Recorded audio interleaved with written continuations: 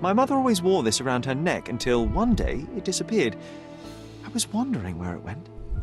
She said it was a birthday present from a good friend.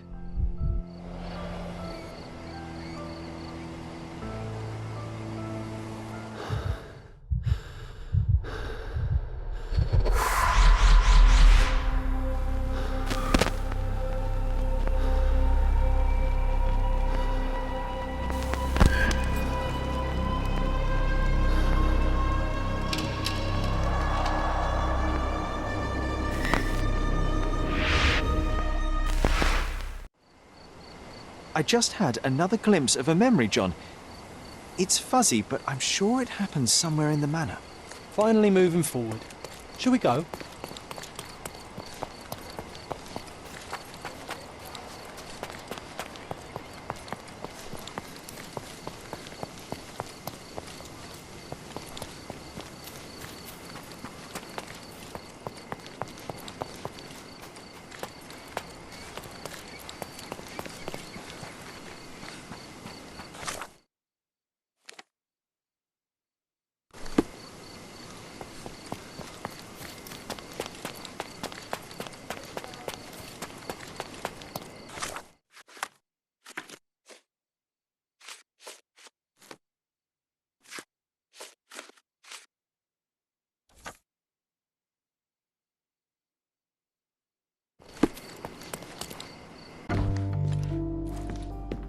You know, I envy you, Sherry. You can talk to other people and they won't ignore you. And I envy you. You can ignore any person you're bored with. You don't miss out on much. Most men are dull, unlike yourself. Well, I'm flattered.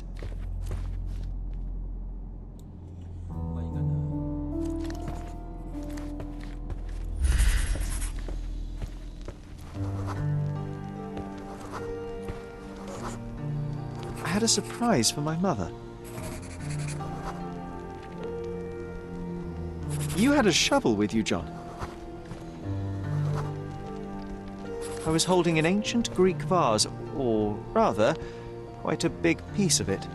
I remember now, we dug up the vase from Greek ruins here on Cordona, and were eager to show my mother right away.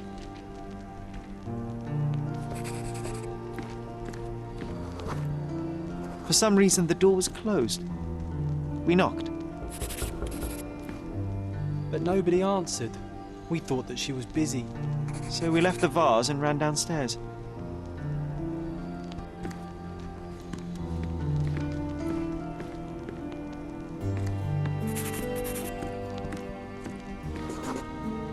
I decided to gather some archaeological tools in order to take a closer look at the vase. But then we heard something, didn't we? Yes. It came from upstairs.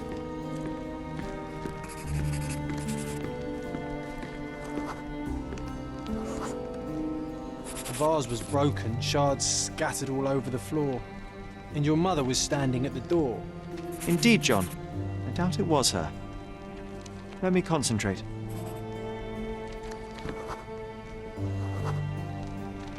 Otto Richter was standing there, furious at us. Dr. Richter told us never to disturb my mother when the door is closed. He said she had broken the vase. But we didn't believe him. I bet he smashed it.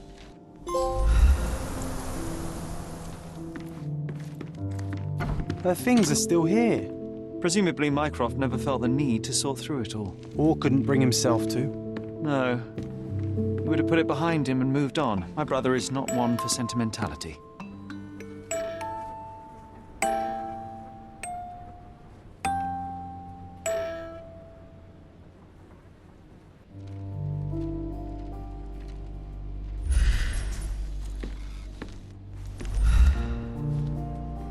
Look what I found.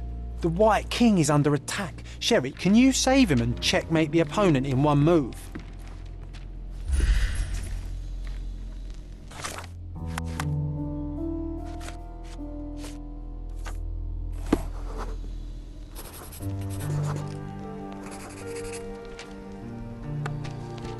Oh, nice move. You saved the king and checkmated the Black King with the rook.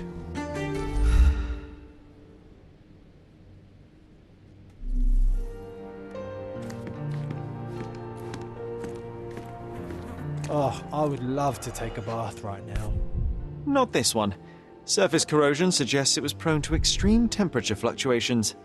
For medical purposes, seems this was the most frequently used medication. 1 dram dissolved in a glass of water administered daily. Not to exceed 1 dose in 24 hours, not to be given to children.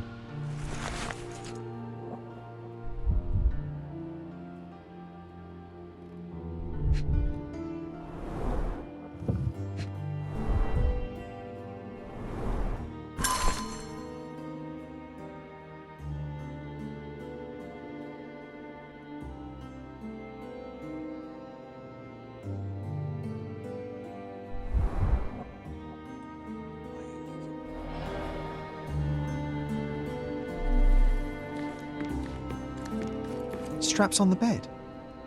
Just doesn't look right.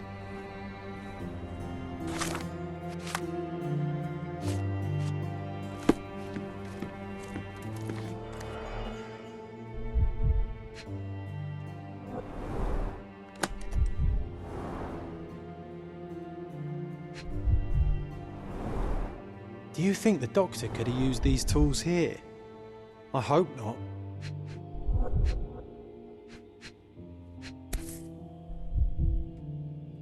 No labels. I doubt it ever had one. There appear to be residues of the bottle's contents at the bottom.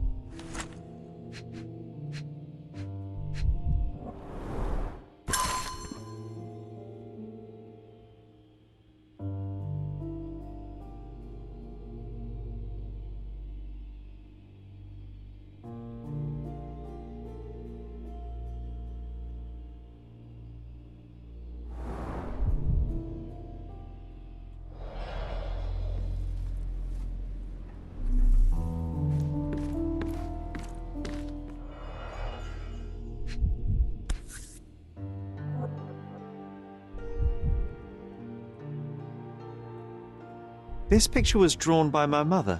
I recognize her hand. There's a date on it, 8th of December, 1868.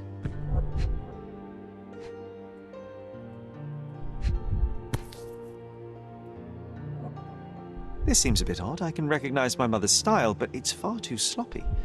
Dated 12th of February, 1869.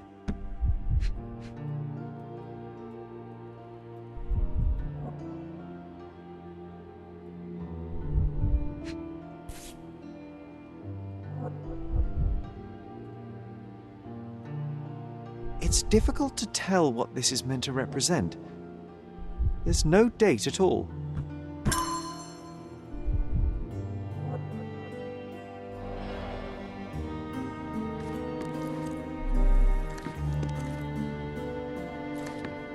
This room always reeked with an acrid medicinal stench.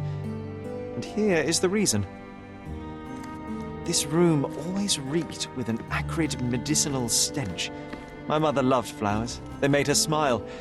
I remember we would bring a new bouquet every week to make her a bit happier. That's why we collected all the violet flowers we could find on the island. Looks like it was damaged by a blunt object.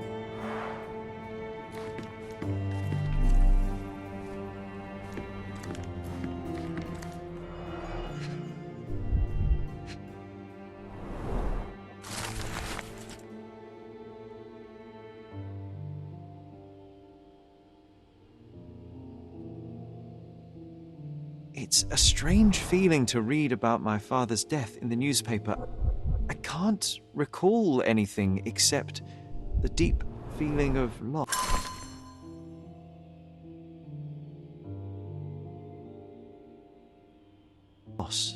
You were too young. It happened before we even met. It's so sad. I'm sorry. Oh, it brings back some memories. You're not obliged to be here, Sherry. We can leave any time you want.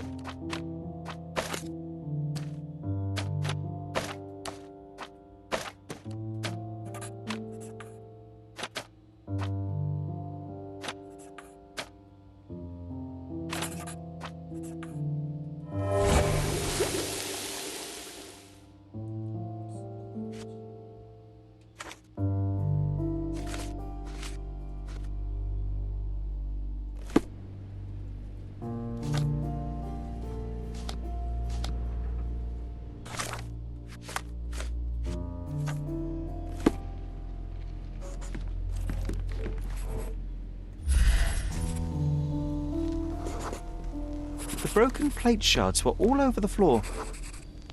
Mother was troubled that morning. Something we did upset her.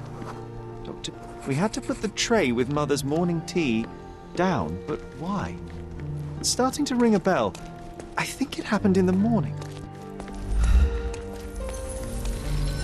Bars covering the windows from the inside.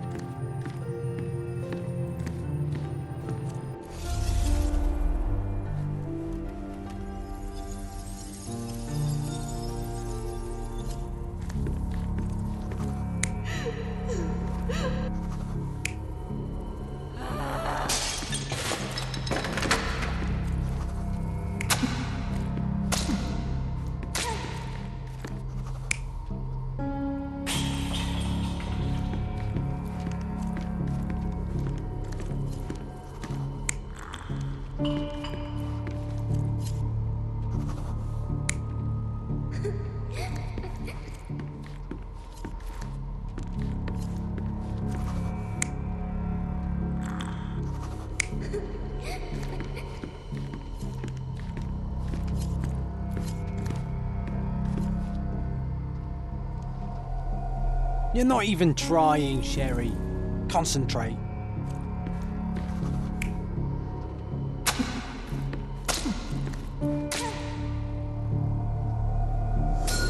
I don't believe you! Liars! Get away from me! It's not true! It's not real!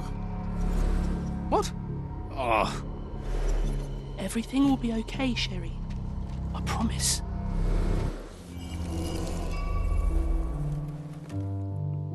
It was the morning of the 9th of April, the day my mother died.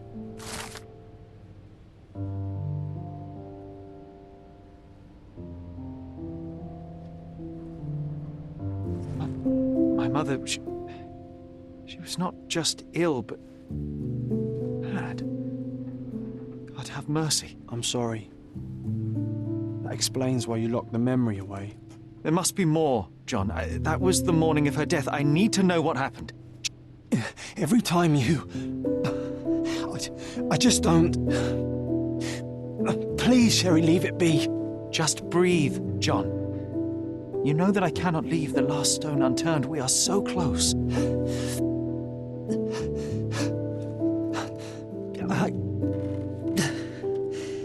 I know. But can we at least leave it for another day? Well, history tells us these memories are triggered by our investigation of other matters. I suspect it could not be forced even if I so desired. Thank you. How are you feeling about all this? Tell me, I'm not the only one reeling. In the end, little has changed. My mother was still unwell, just not with tuberculosis. What I do not yet understand is why Mycroft lied about it. There are precious few pieces of this puzzle remaining, John. Let us dawdle here no longer. Indeed. Wait, did you hear that? Yes. Metallic soles. What is a sailor doing here?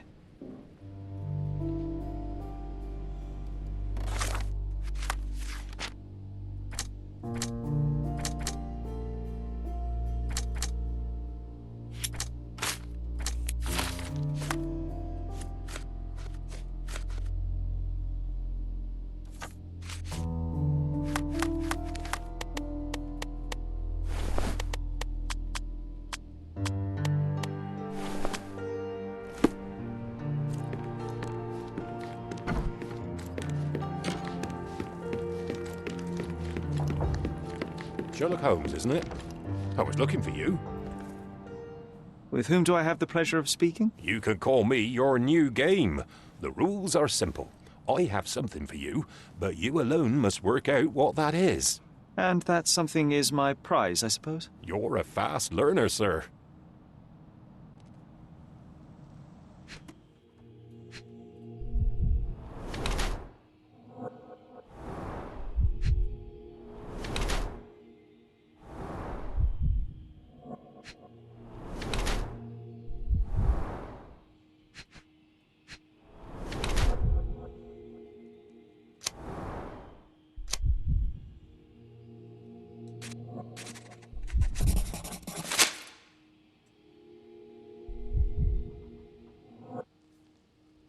cannot believe that Mr. Vogel has somehow successfully called my attention to his gallery. You're here with an invitation to visit it, obviously. My word, you are fast, Mr. Holmes. Could you explain how you came to that conclusion? Of course. Explanations are my favourite part of any conversation. Hands without any sign of regular physical activity, in contradiction to one who would most usually wear such a uniform. The paint in your hair is pink. I don't know of any military service that paints their ships pink, unless they have launched a new fashionable fleet. A sailor with the soul of an artist? I would suggest rather a gallery employee disguised as a sailor to mislead me. How many artists on the island know where I live and of my passion for deduction? Werner Vogel is clearly at the top of the list. And you've been attempting to conceal something square-shaped within your pocket. An invitation, I suppose. An invitation to Mr. Vogel's gallery. That was remarkable, Mr. Holmes. Mr. Vogel was right about your genius. I think he may have even underestimated you. This is your invitation. Please tell Mr. Vogel that the seed has been planted. He asked me to tell you to do so, if you win this little game. Farewell.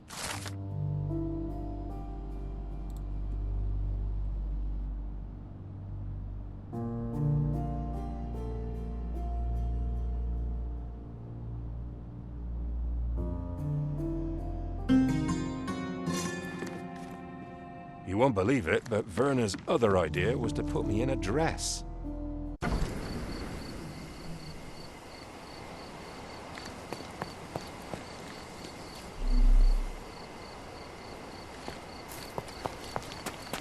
The best place for reading.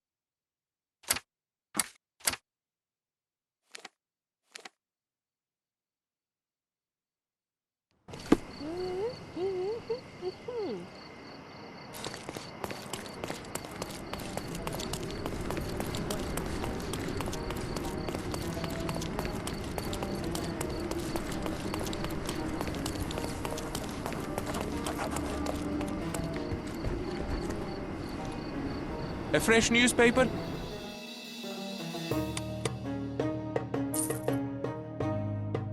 I wish you pleasant reading.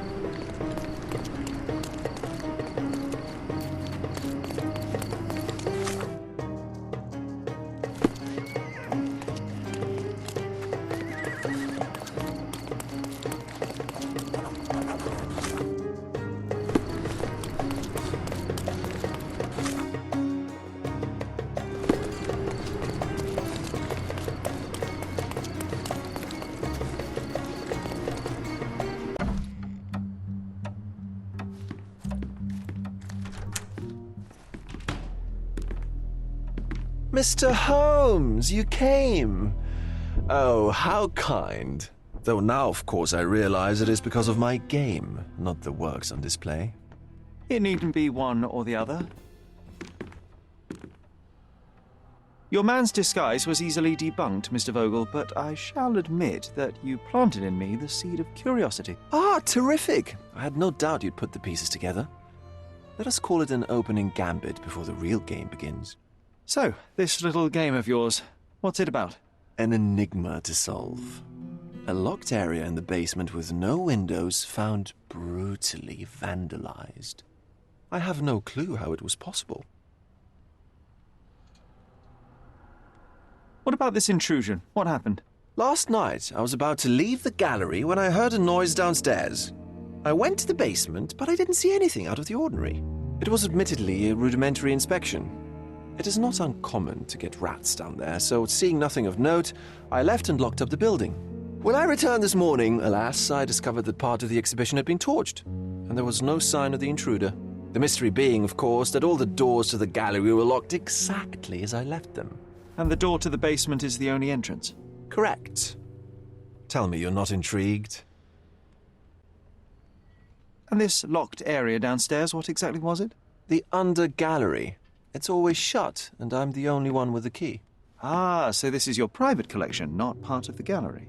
Oh, no. It's an exclusive exhibition of eccentric pieces. Only a select cadre of artists, investors, and collectors are admitted. Not everyone deserves to have their eyes opened. Well, this matter is certainly within my wheelhouse. This intrusion troubles me.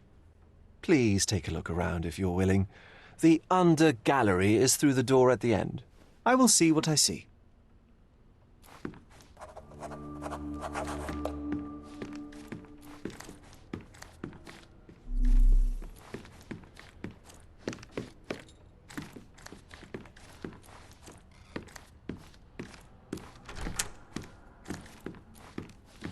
You sure you don't like art, Sherry?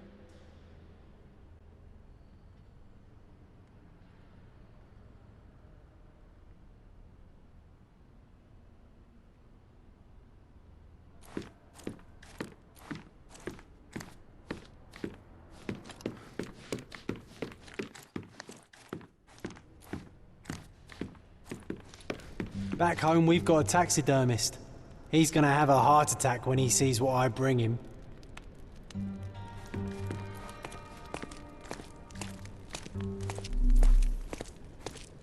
Back home, we've got a taxidermist. He's gonna have a heart attack when he sees what I bring him.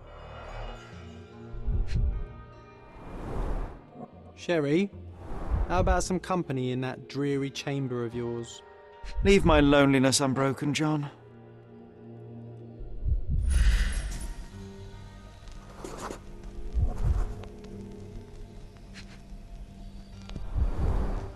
A handprint of the thing from another world.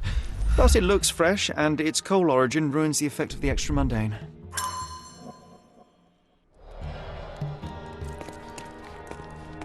Sodden and mold-ridden. One presumes deliberately.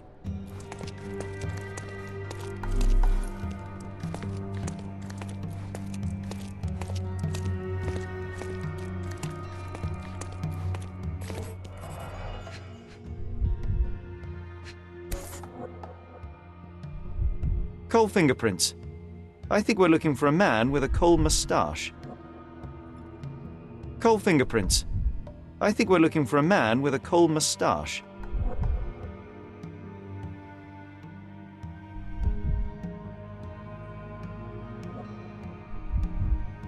A Maupau butt.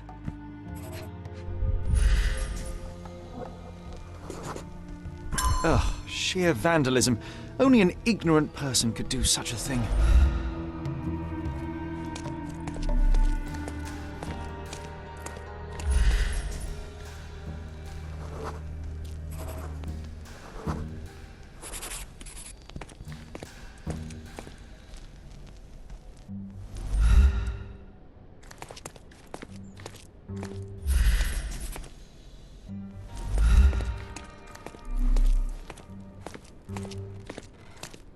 The parasites of creativity. or just a reflection of the artist's recreational interests. Saturn devouring his son. Oh, grim composition. Unflinching in its ferocity, yet somehow beautiful.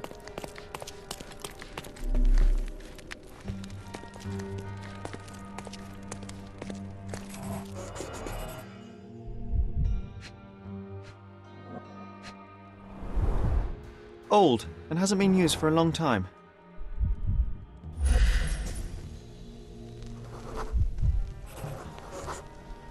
The left step's length is shorter than the right. It indicates that the walker was lame. Closed with a metal bolt.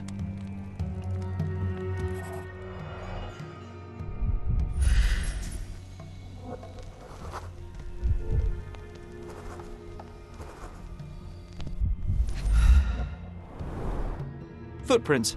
Size 9.5.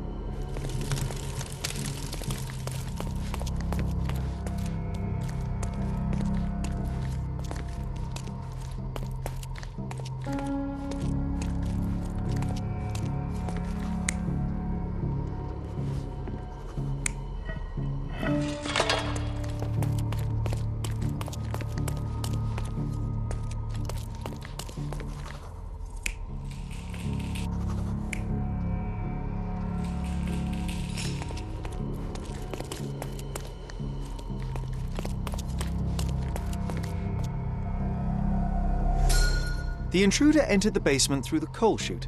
He used a magnet to open the hatch bolt. He accidentally pushed a shovel to the floor. Vogel heard the noise. At the sound of his approaching footsteps, the intruder hid inside the coffin. When Vogel entered the basement, he failed to notice anything strange and left without properly checking. The intruder waited until Vogel had left the caravanserai before burning the paintings in Wilde's room, but the vandalism was a cover for the theft.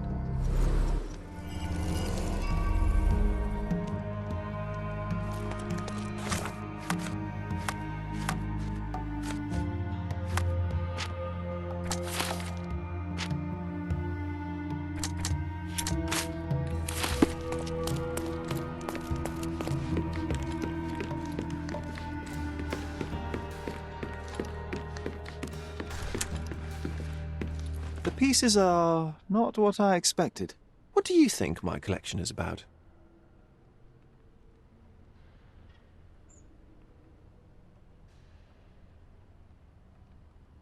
Extravagant paintings have been left to rot in a basement. A commentary on decay and the crumbling of society, correct? I don't know. Well, that's absurd. Of course you know. It's your gallery. There is no one answer, no singular truth, but many filtered through the subjective mind. That forgetting, embellishing, lying machine. Besides, what's wrong with a lie if it makes life more interesting? What's wrong with a lie? It corrupts the ability of others to behave freely and rationally. Men never act freely and rationally anyway. It matters not what is or isn't in the end. The only important thing is how you feel. And I simply want to feel and consume as much as I can. Don't you? Feelings are simply one's animal ancestry trying to wrest back control of the brain. I try to avoid the distraction. You try not to feel, even in a place like this? None of it moves you? To be frank, I struggle to maintain even a whit of interest in art. But Mr. Holmes, it is joy incarnate, mankind's greatest achievement. Mankind's highest achievement above all others is objective and rational thought. I see then why you dislike art, for it means whatever you want it to. Or perhaps, Mr. Vogel, I was lying. Aha. Mr. Vogel, my investigation has revealed that the intrusion was not merely vandalism but theft. The limping visitor left your place with a canvas. That's very impressive.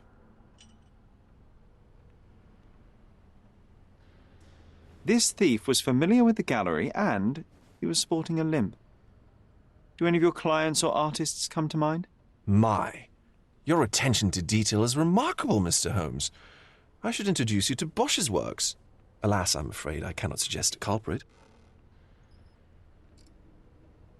The fire was a clever attempt to hide a stolen painting, even if it didn't fool me.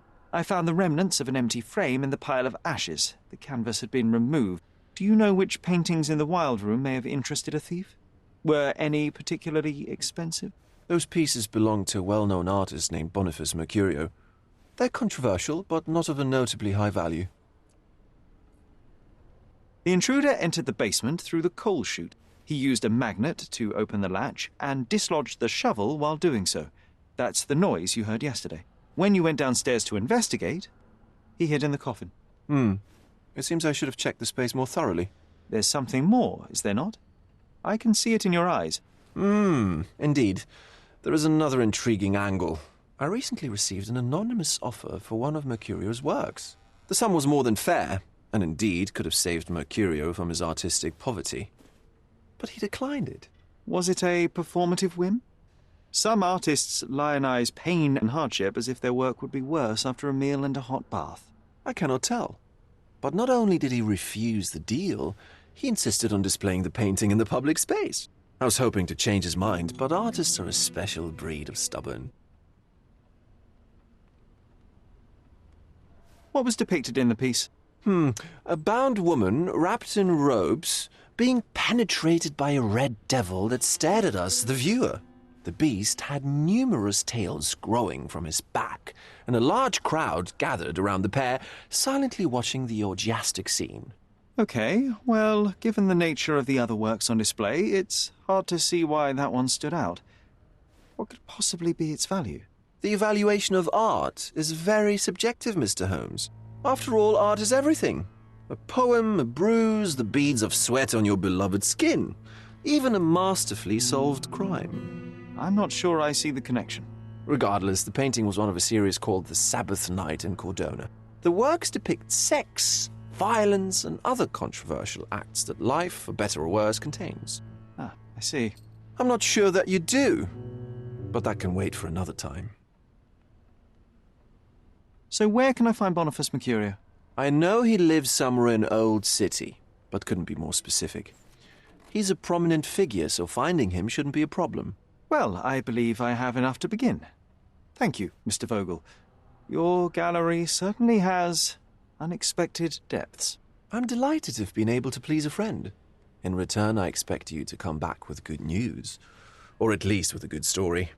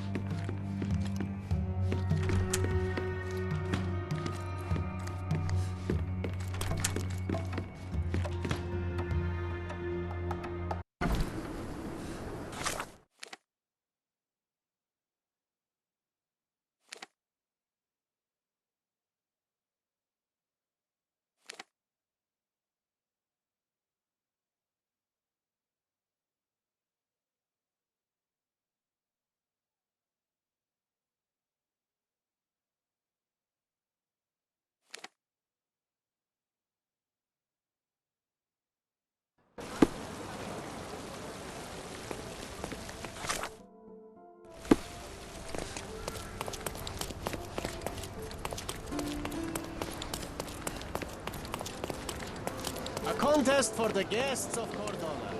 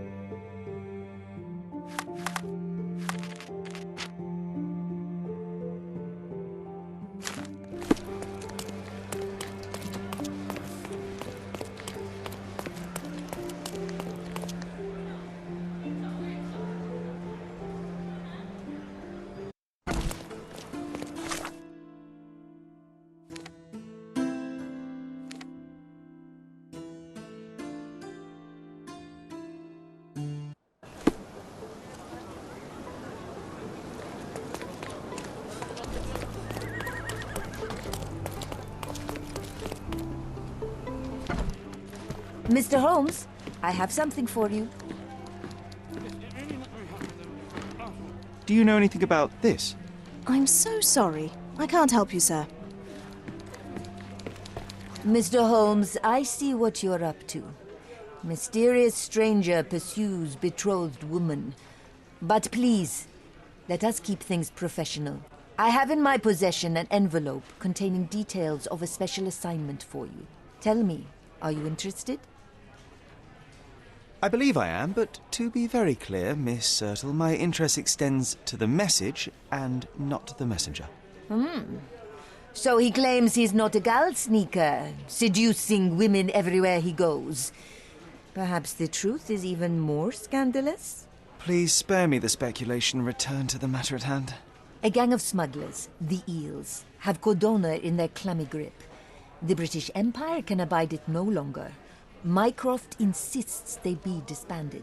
But this organization only falls with the capture of their odious leader, Friedrich Panzer. And note well, I did say capture, not kill. Inside your envelope is a map marked with the Eels' warehouses. But alas, we do not know in which Friedrich Panzer resides. So even Mycroft has his limits. Indeed. You must be sure to identify the correct warehouse before entering. Because once one is compromised, the other's occupants will scatter. Here are all the files, and feel free to use the archive too. Again, do not enter the wrong location, nor see any harm done to Friedrich Panzer. Miss Sertle, if you're quite done with the redundant instructions, I shall get to work. Well, that's perfect. Tortured hero lashes out after rejected romance. Tomorrow's edition will be a sensation.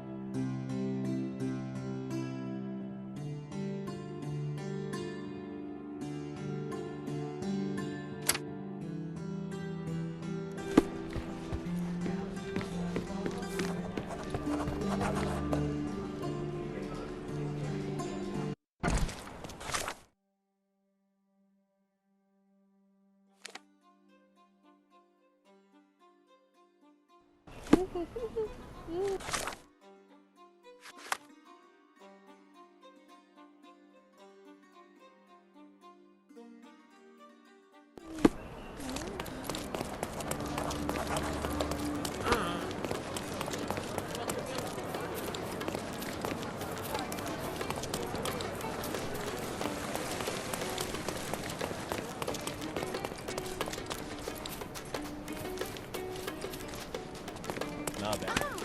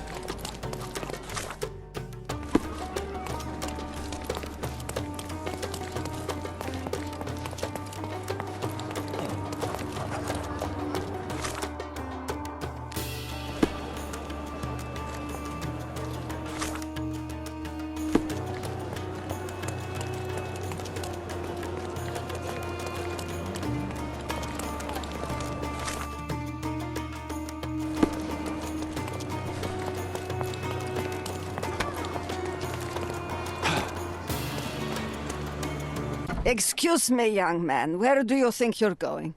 Greetings, ma'am. I'm looking for the... I don't care who you're looking for. You shall not pass. No visitors allowed. I wish to buy a painting from Mr. Boniface Mercurio. Is he at... Dearie, tell me, because old age has made me blind. Did someone write Information Bureau on my forehead? Because I'm not here to answer your questions. Entry is for residents only. If you aren't a resident, please leave, or I shall report you to the police.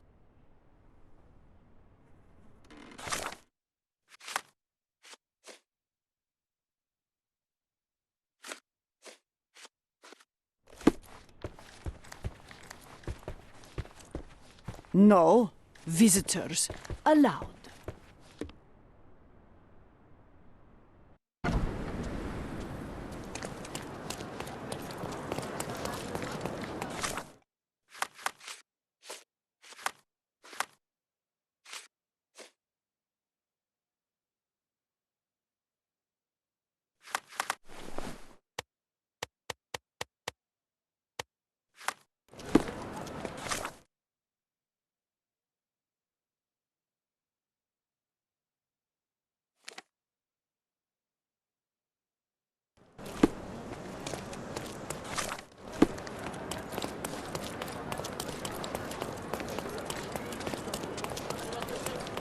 Don't miss. Let's pick something that suits you.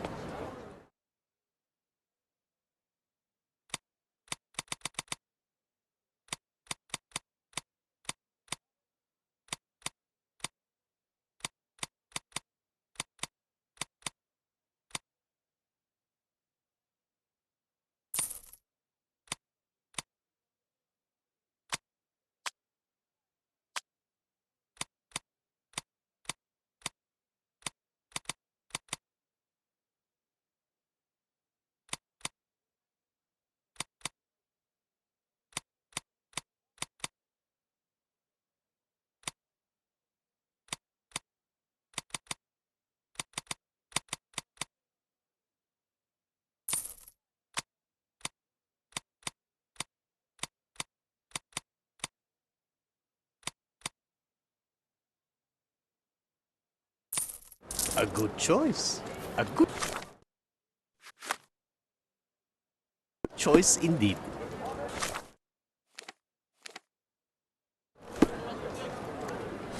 Oriental rugs at a good price.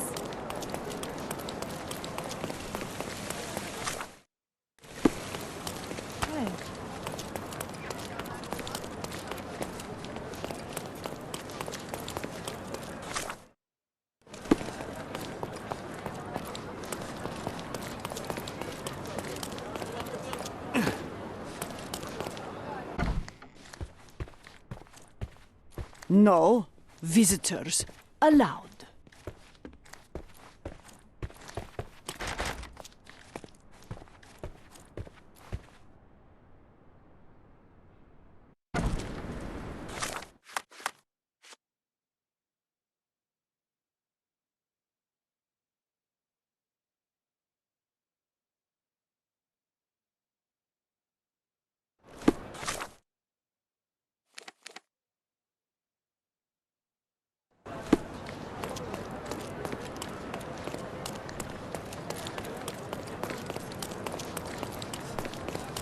Don't pass. Let's pick something that suits you.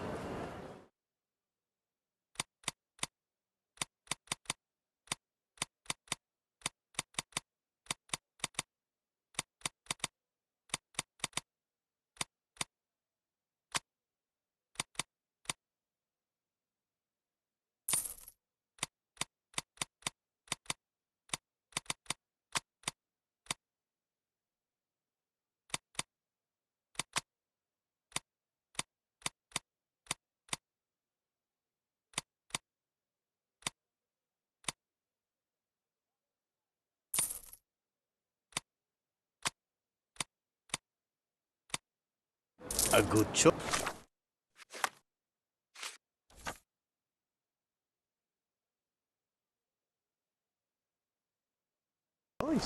A good choice indeed.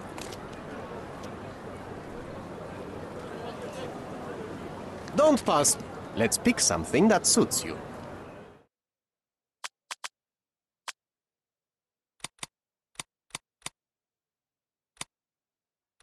Don't leave. Take one more look.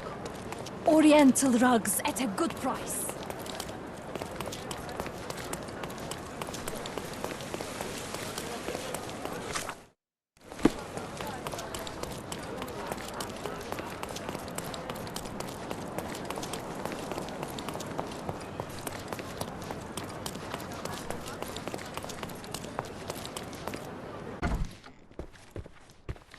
Boniface, sweetie. Is that you? Ah. Old age does terrible things to one's sight. I didn't recognize you at first. How are you, Mum? I'm ashamed to admit that I've lost my key. Do you have a spare? For heaven's sake! How many times will you lose that key of yours? Of course I have a spare. You artists all live in your own little world. Please, accept my thanks. I would rather accept your rent. You promised to pay me several weeks ago, and I'm still waiting. I will pay you, I promise, very soon. You'd better do, my dear. Or else I'll just change the lock. And I won't fall for those cow eyes.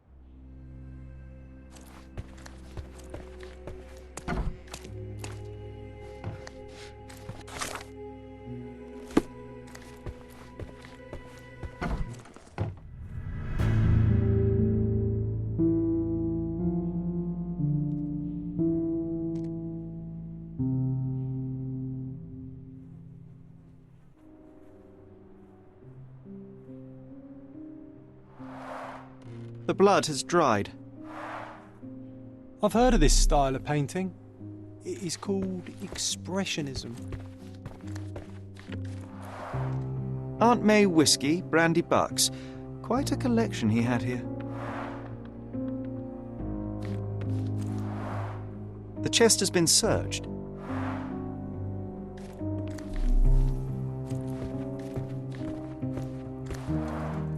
Red skin, tails on the back, reminds me of Werder's description of the stolen painting.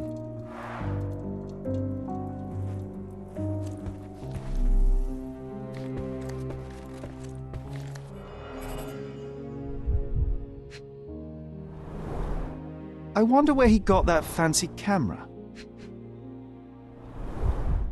Despite the overall tendency towards mess, you cannot sit with the drawer pulled out like this. Someone left it after searching. It appears the wine was truly awful.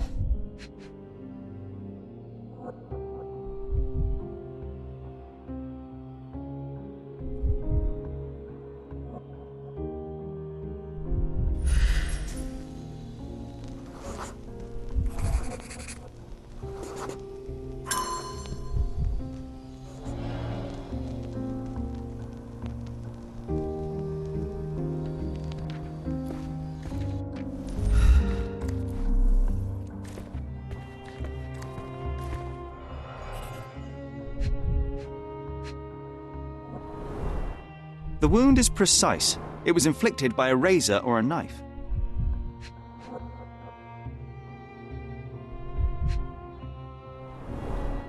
Soaked in blood. It seems as if the puddle of blood was here before the rags.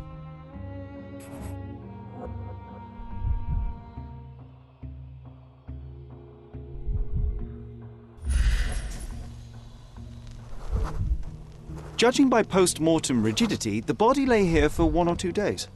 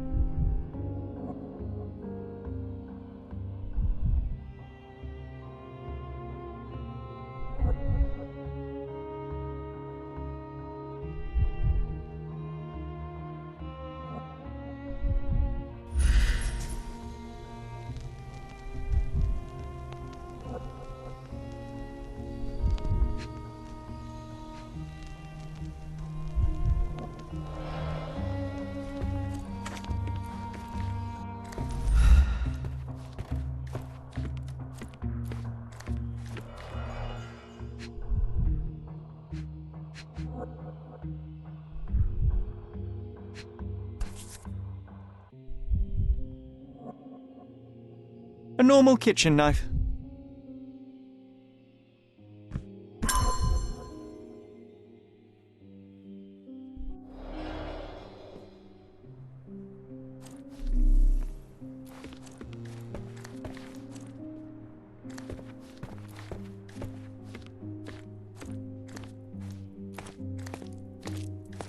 The photograph was not pulled out in time. Such a waste of material. Look at this, John. Isn't it our stolen demon?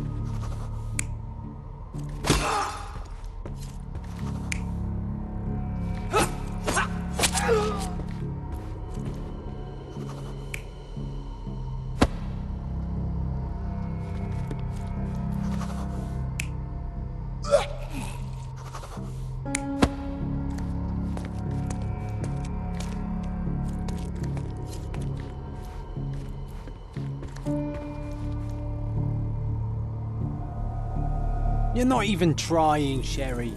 Concentrate.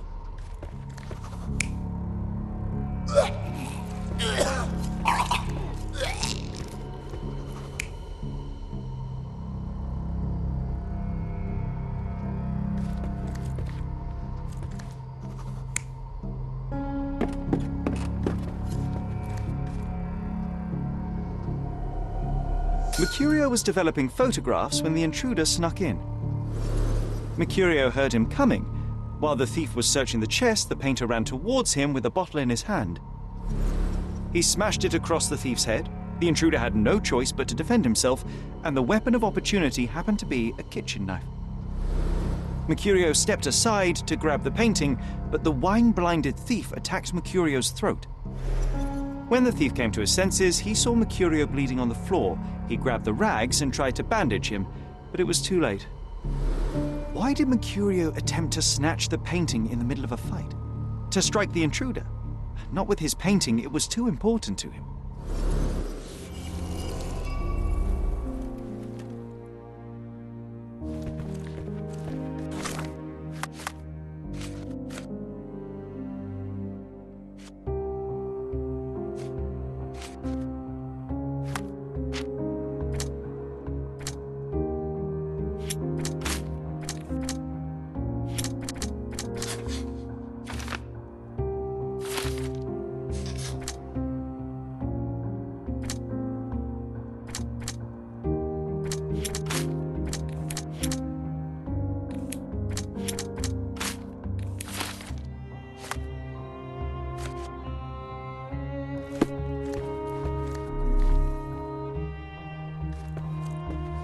It's time for some chemical magic, John.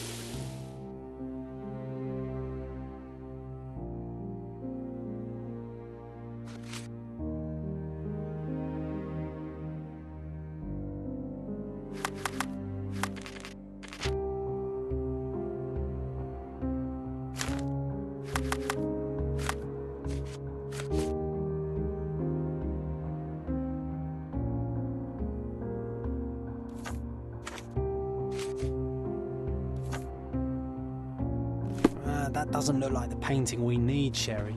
As expected, but that doesn't mean it won't tell us anything. Let's put it on the easel where it belongs. I guess this is his most ordinary painting. Spot the two differences, John?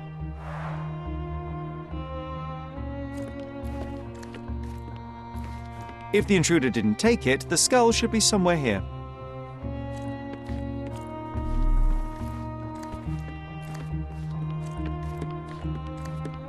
Nothing behind it.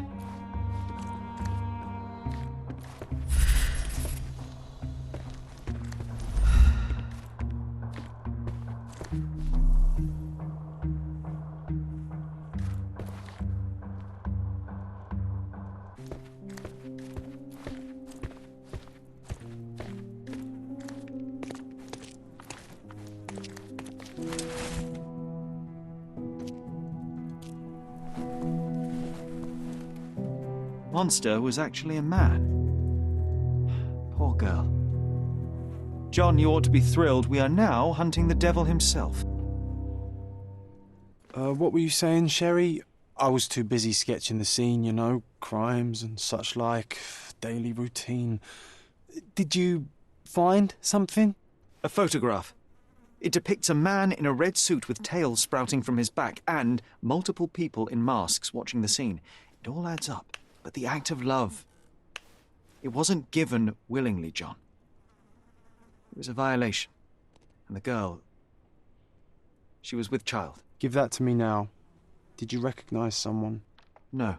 Although the victim is not from Cordona, she is African. Look at the ritual scars on her face. Get that image out of your brain. You have to continue the investigation. I must speak to the landlady. Perhaps she saw or heard something. Sherry, you cannot tell her the truth about Mercurio. It will hurt her. John, that's illogical. Sooner or later, she will come here and discover a corpse, and I still need to talk to her. Just avoid mentioning corpse, all right? Stick to the character, tell her to call the police. I'll take that into account. And wait here. I've redrawn the people in the photograph. Now you can proceed with your investigation without those horrific details.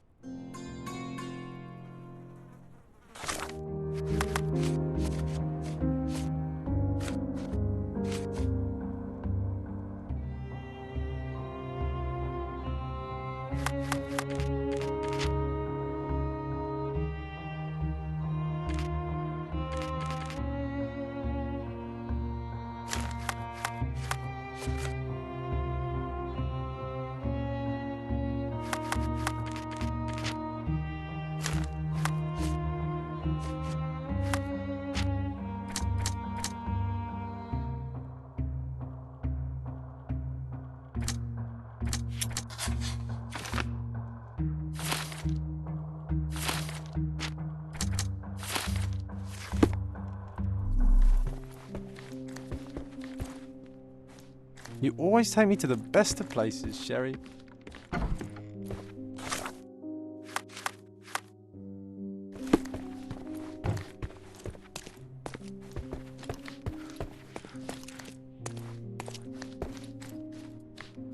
What's wrong, dear?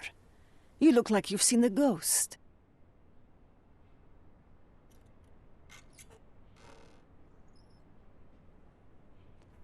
Mr. Mercurio is dead.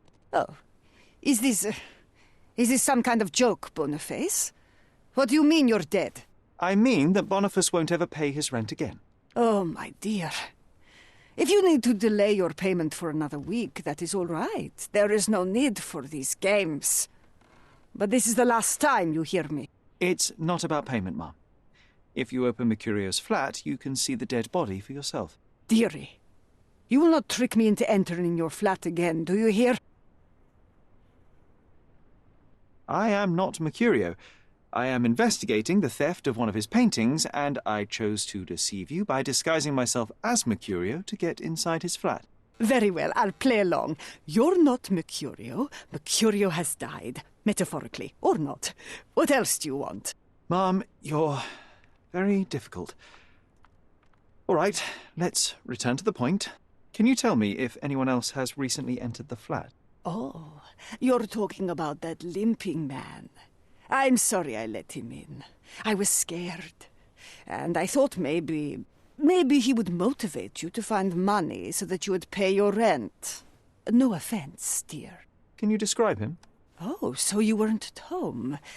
I was so certain you didn't leave your flat that day. He was of average height, had a limp and a tattoo on his neck, and he was smoking Malpal cigarettes. My husband used to smoke those.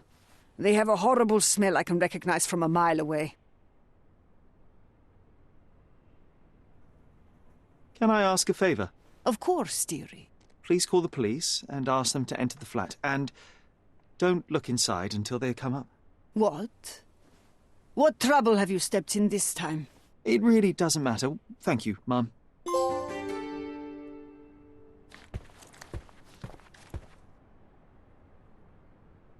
Phew, Sherry, that was close. But you did everything correctly. Now, take off your outfit.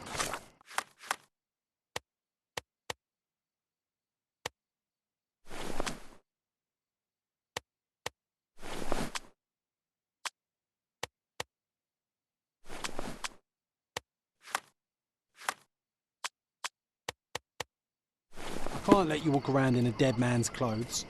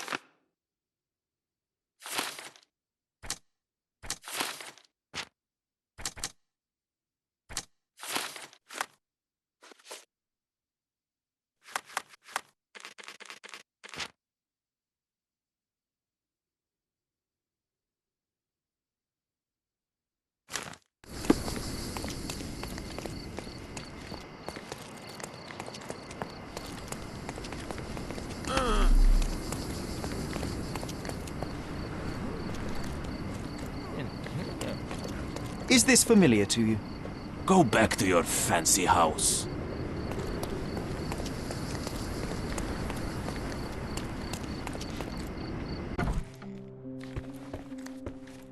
You're acting so strange today, dear.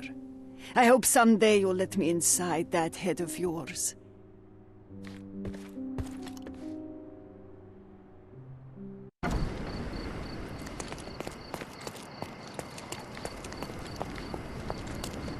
May I ask you something?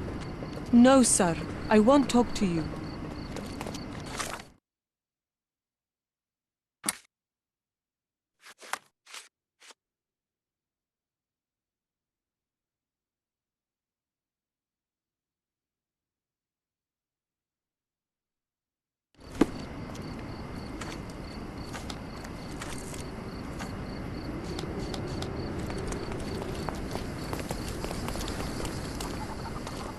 Do you know anything about this? Nothing I can tell you, sir, but others might know more.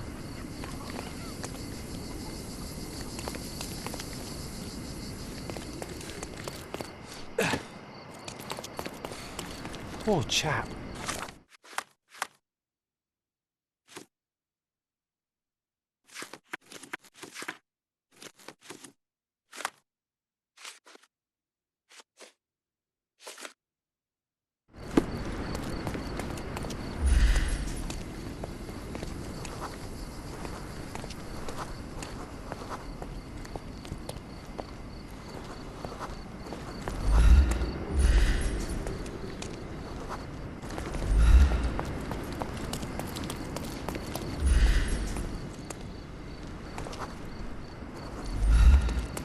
Excuse me, just one question.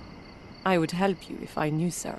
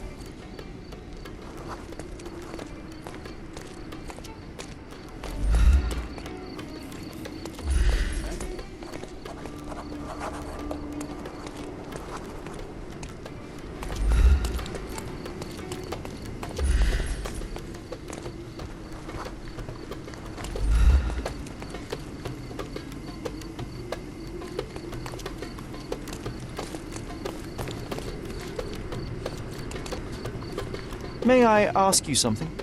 I clearly have nothing to do with what you are asking about. Nasılsın?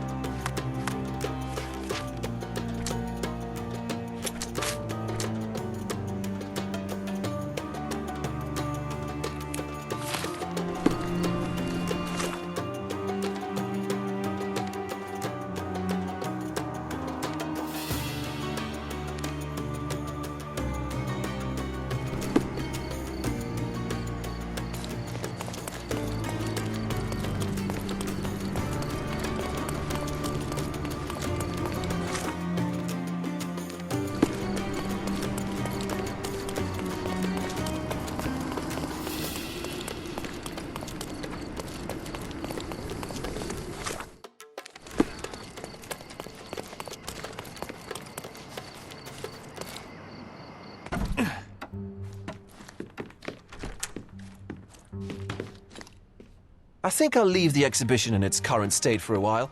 I'll call it The Art of Vandalism.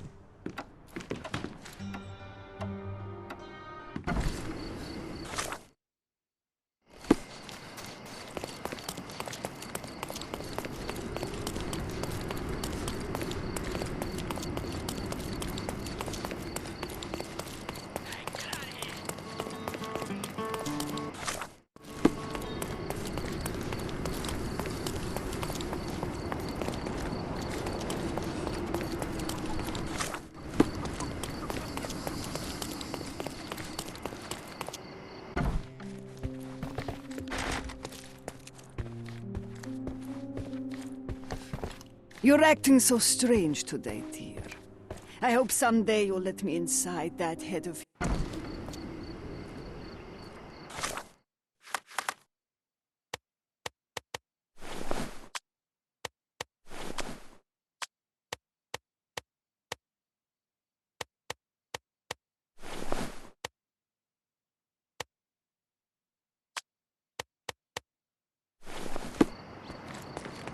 Poor chap. You're acting so strange today, dear. I hope someday you'll let me inside that head of yours.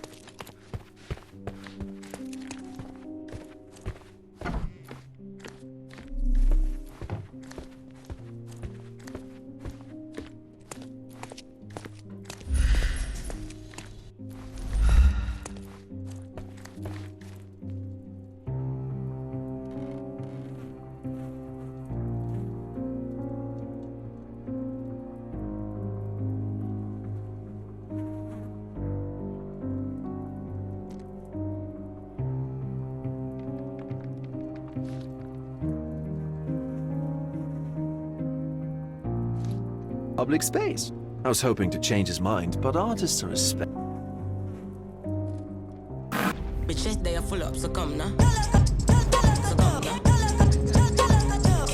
Bitches, they are full up, so come now.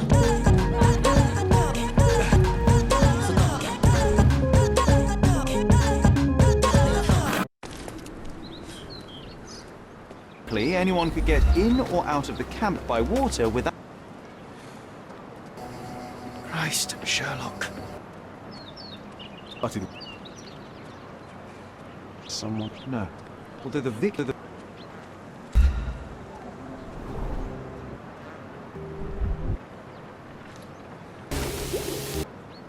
will come here and...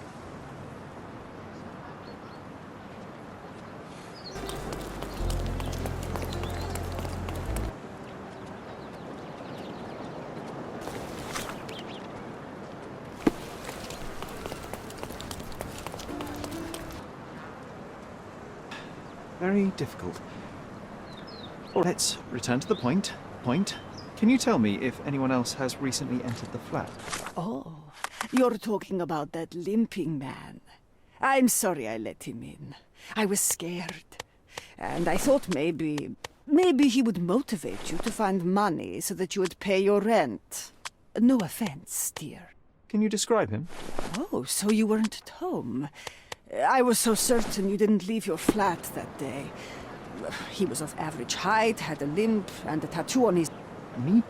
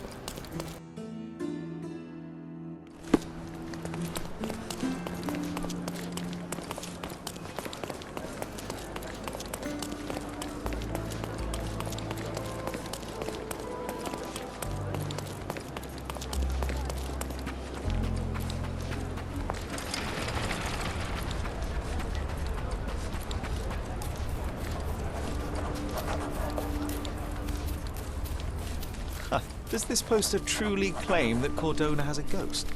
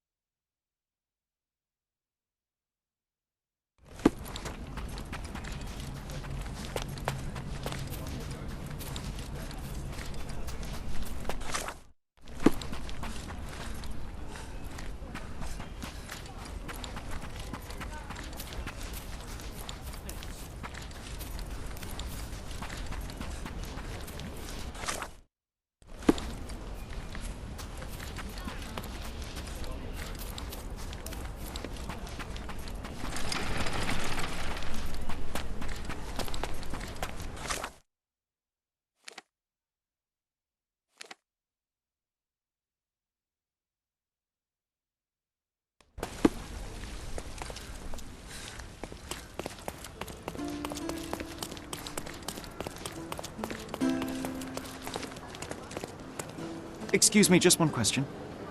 I'd rather bite a snake than talk to you.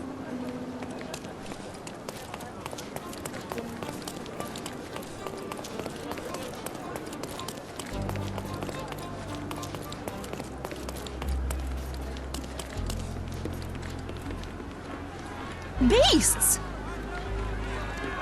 Can I ask you a question? I'm so sorry. I can't help you, sir.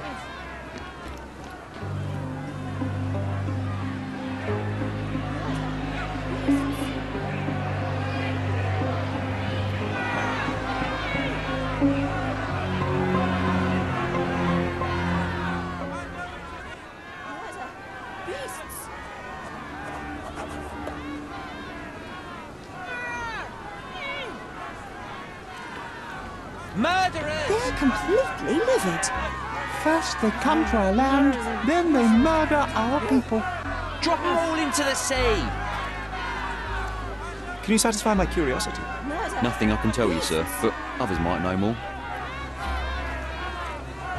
Sir, this place is off limits to the public. Please state your business or leave, or I shall request that the police escort you out. My name is Sherlock Holmes. I'm from City Hall. They sent me to oversee the situation. No, you're not. I'm the supervisor of the camp, and I'm the one who's handling the current situation on behalf of City Hall. Ronald Harlow at your service.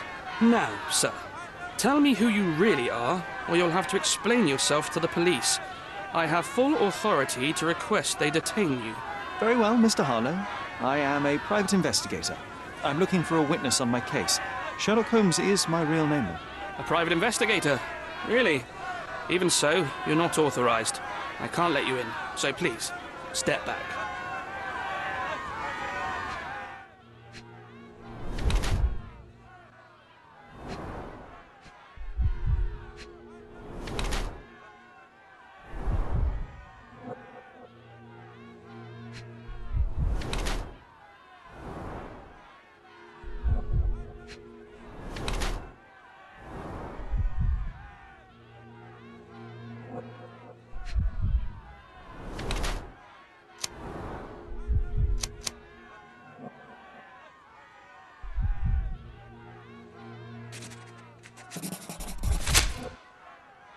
The people in the crowd are shouting about a murder in the camp. Are you trying to hide it?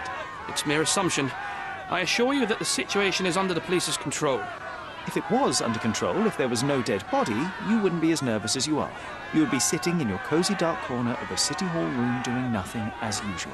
Yet, you're here, trying to deal with a series of problems you never asked for. These insults are inappropriate. You don't know what I'm doing for this camp. Even though the rest of City Hall doesn't give a bloody squat about the refugees. Maybe I didn't want to be assigned to this camp. But I'm trying to do my best for these people. If not for my work, they might not have any shelter or food even. I apologize, Mr. Harlow. Perhaps I was prejudiced towards you, but in any case, I'm sure that you would still want this to be over as quickly as possible. The current reality is that neither you nor the police are managing things well here. You are unable to calm the crowd. You have simply never handled a situation like this before. What are you driving at, Mr. Holmes? I can help you to handle the situation if you're truly interested in solving things quickly and quietly. And how exactly would you manage that? Simply tell the police that I'm with City Hall and I'm permitted to investigate the scene. I'll work out the rest, but in return I need your help finding my witness. She's a young refugee. She's with child or was with child recently. Look, there is indeed a dead body inside the camp. So even if the girl you are looking for is there, all the refugees are now being detained and interrogated by the police. They won't allow you to speak with her, and I can't do anything about that until the situation settles down. So it's in our mutual interest to settle it. Oh. I suppose that things are bad enough that I ought not shy away from help. All right, Mr. Holmes. I'll tell the police to allow you to come inside. Just tell me when you're ready. Mr. Harlow, how did the refugees end up here exactly? Oh, so you're not from around here yourself? I've been away for some time, but I read the papers. Yes, this whole story has been in the papers for almost a year now. They were smuggled to Cordona on a ship from Africa. Smuggled? Then why didn't you deport them?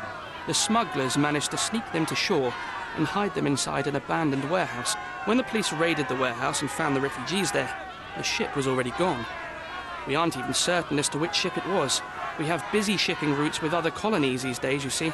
So you decided to lock them up under a bridge? There was no other option. We're still trying to work out what to do with them.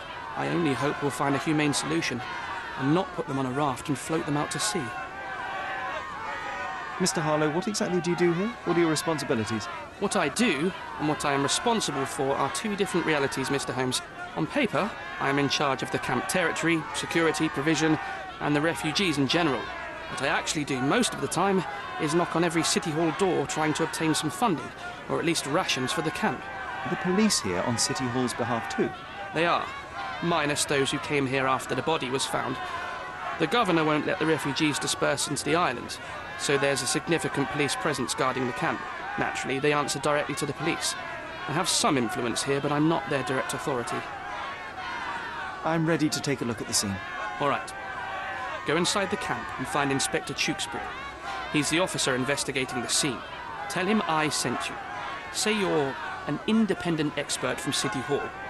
He'll fill in the details for you. I'll find my way with words. Thank you, Mr. Harlow.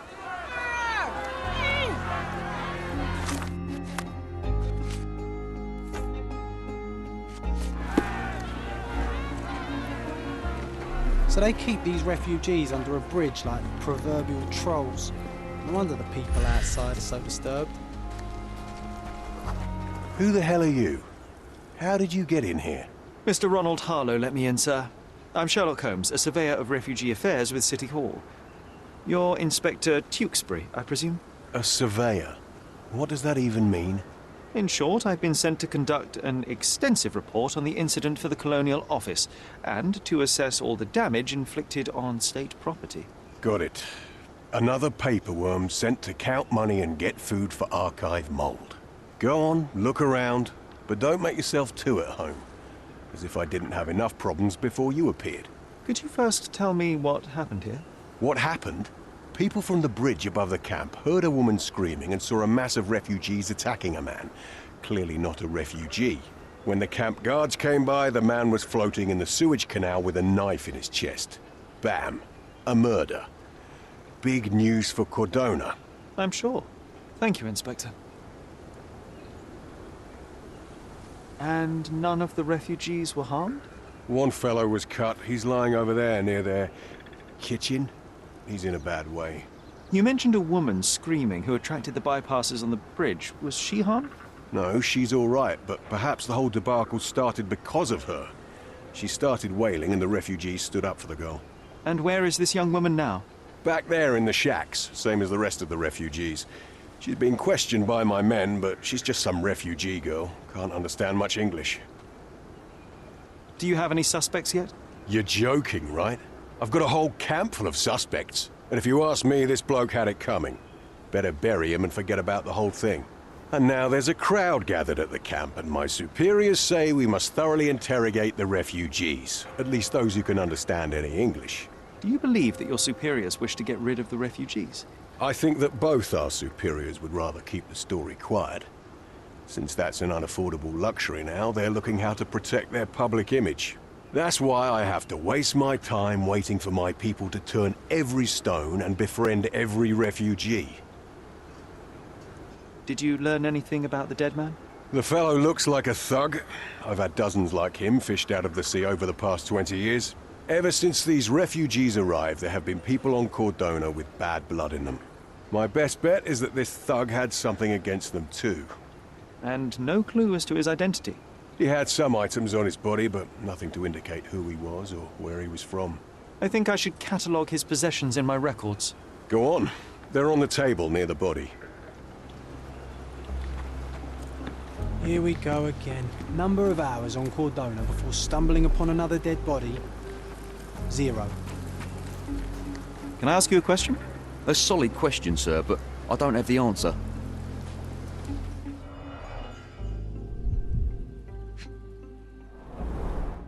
Malpal, soaked with salt water. £1,000. A fair sum, especially considering British currency isn't very common in Cordona. A simple leather sheath. Perfect for a dirk.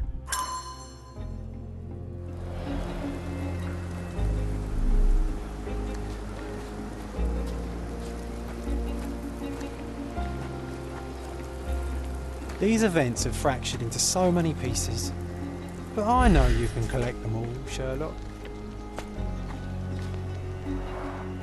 Oh, carnelian agate beads, a traditional African adornment.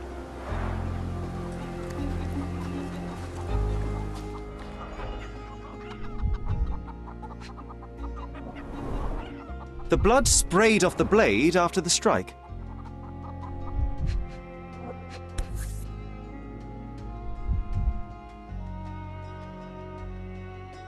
It might have been used as an improvised weapon.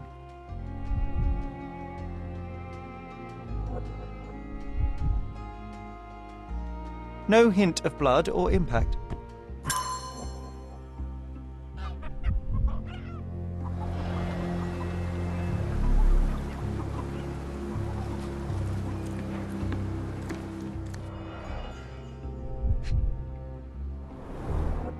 The cut is deep, potentially serious if not treated immediately.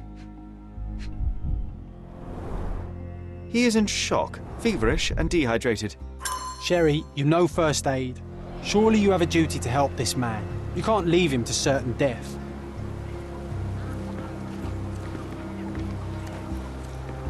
I think we can find all we need here in the camp.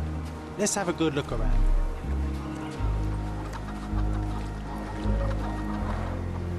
Someone was dragged against their will.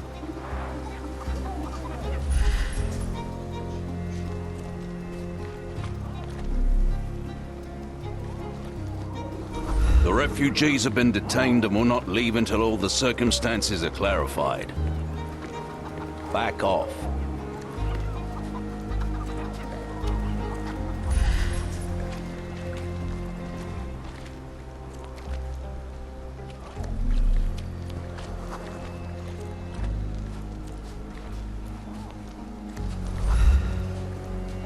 Could you help me? Nothing I can tell you, sir, but...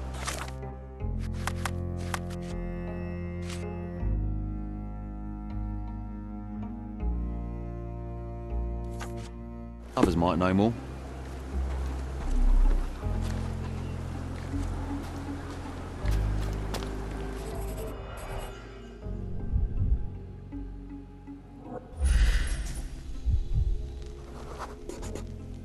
A man's footprint.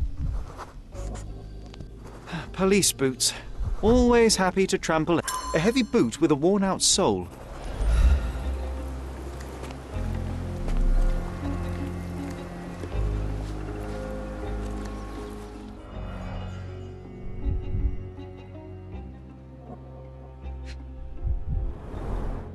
Someone bled profusely here.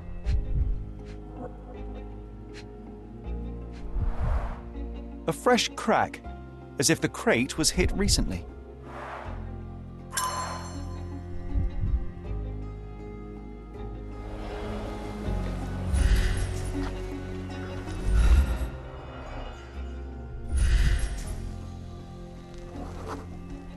A furrow in the ground. A blood trail leading to or from the canal. Clearly a left handprint here.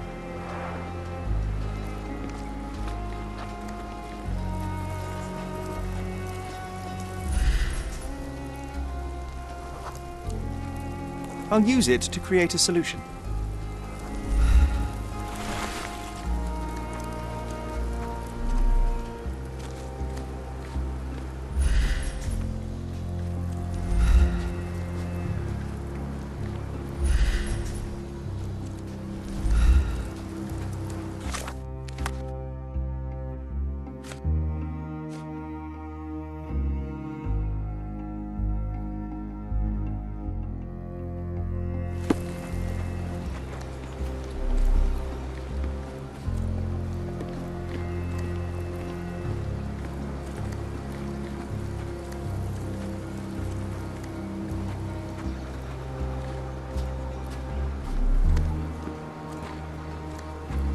May I ask for your assistance? Nothing I can tell you, sir, but others might know more.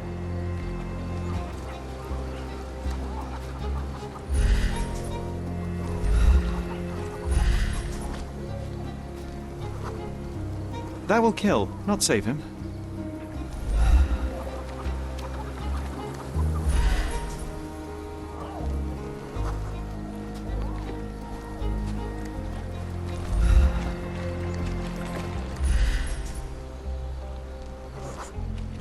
It won't do any good.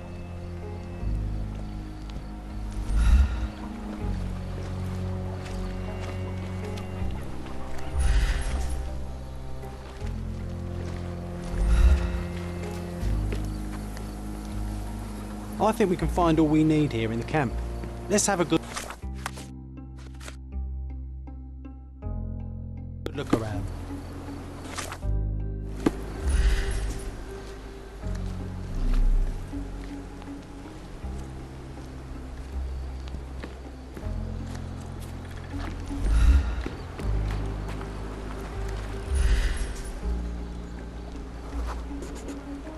Just washed.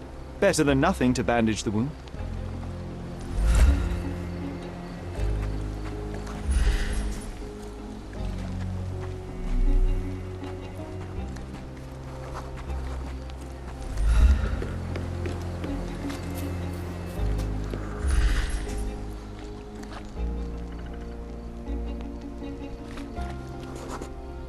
I can use this to stop the infection from spreading.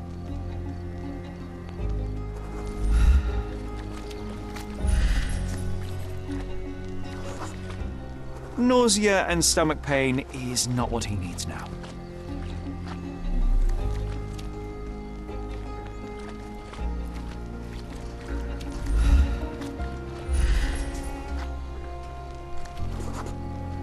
I'm afraid these leaves can only be added to tea.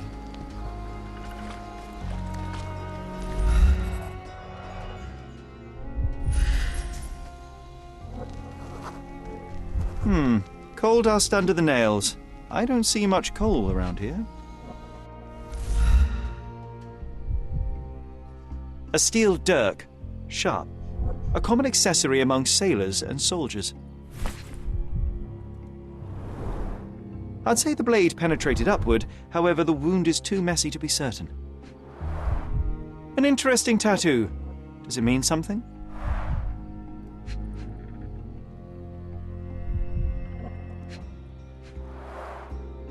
Heavy boots, with one sole far more worn than the other. This man was limping John. A violent death. This man, limping. Coal dust. I think we're onto something here, John. You know what? I'd like to understand. What? How did our dead man end up inside the camp in the first place?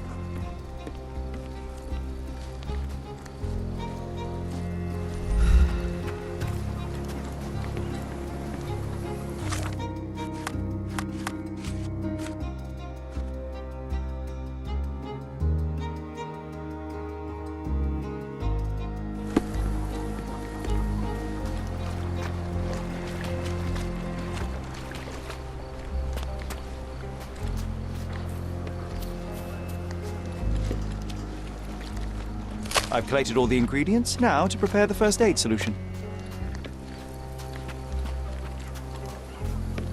May I ask you something? A solid question, sir, but I don't have the answer.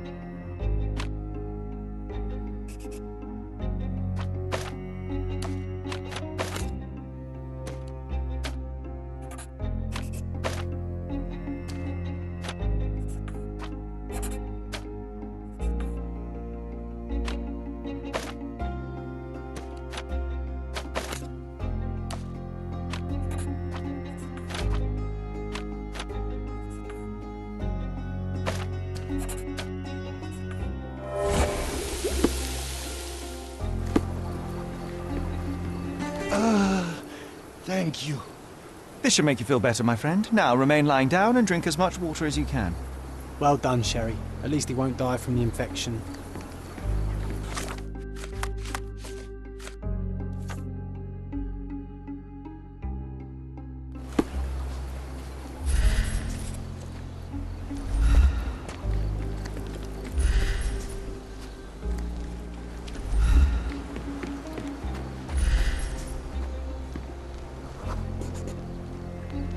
No, it's too short for these walls or cliffs.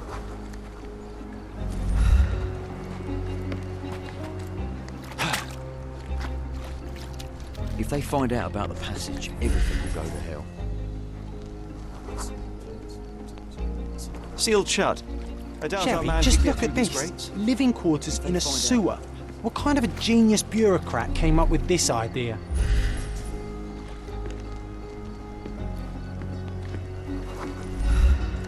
If they find out about the passage...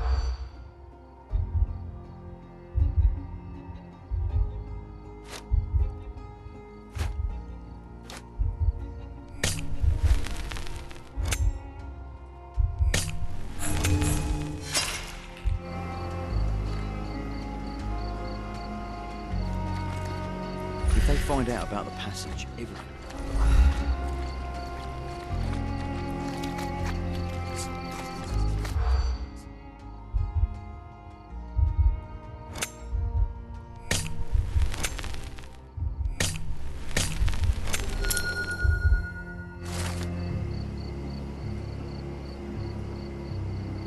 Nobody will know anything if you keep your bloody mouth shut. The coppers smell fishy here, Sherry. Perhaps we should sniff around in the camp a little more thoroughly.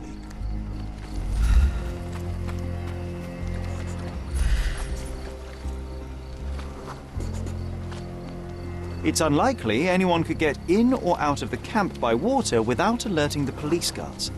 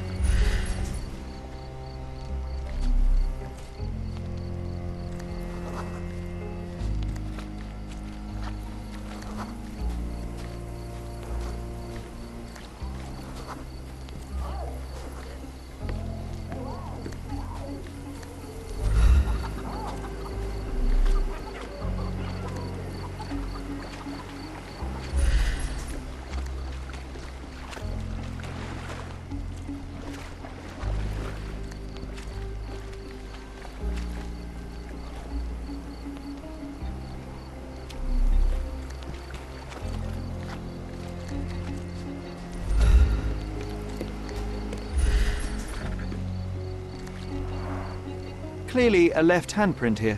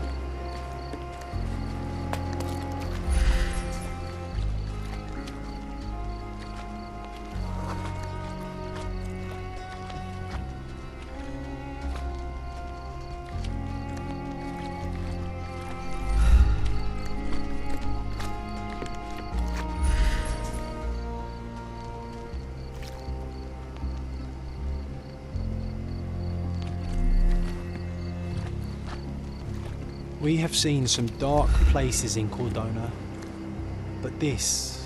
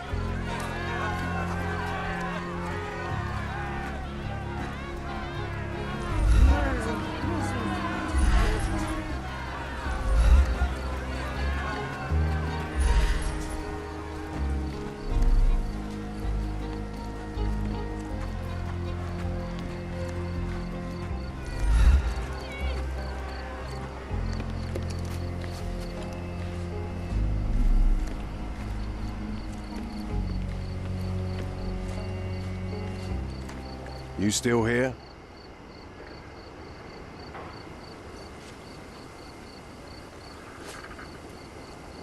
I've already told you all I've learned. I'll just look around and do my paperwork. You won't even notice me. I wish.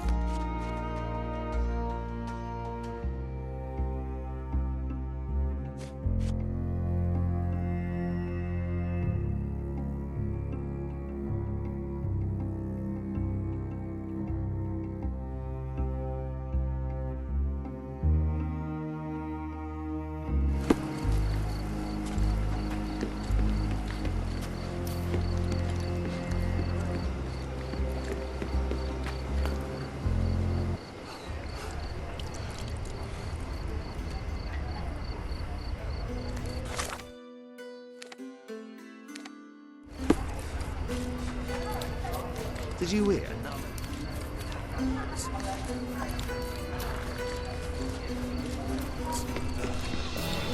Did you hear another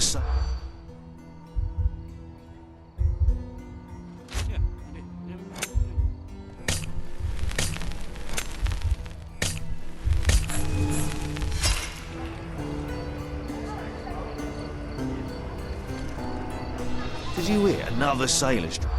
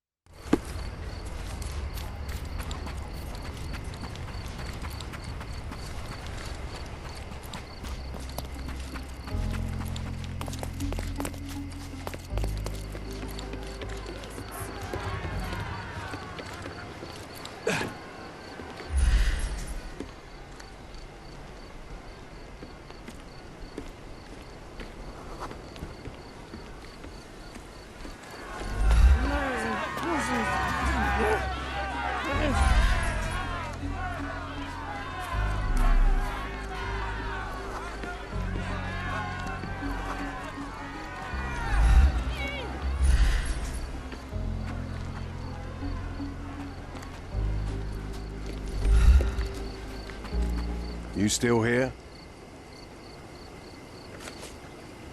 Your problem, not mine. I've already told you all I've learned.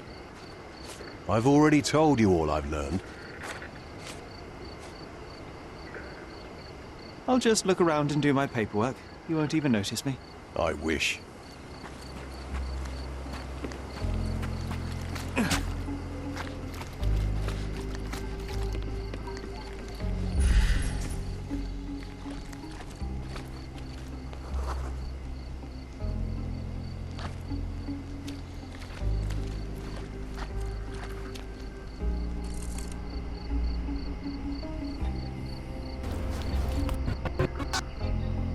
Acting supervisor. Ever since these refugees arrived, anyone could get here to stop the... It's too thing to bandage. Solution. And drink us single mouth.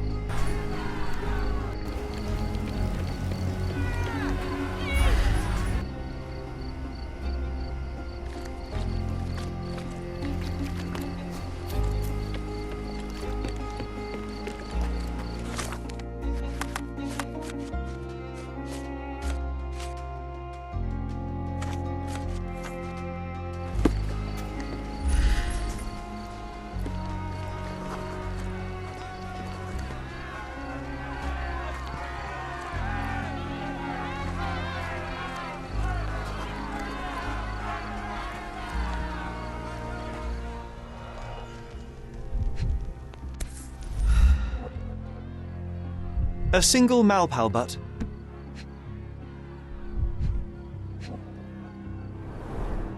Roadman's Cigarettes.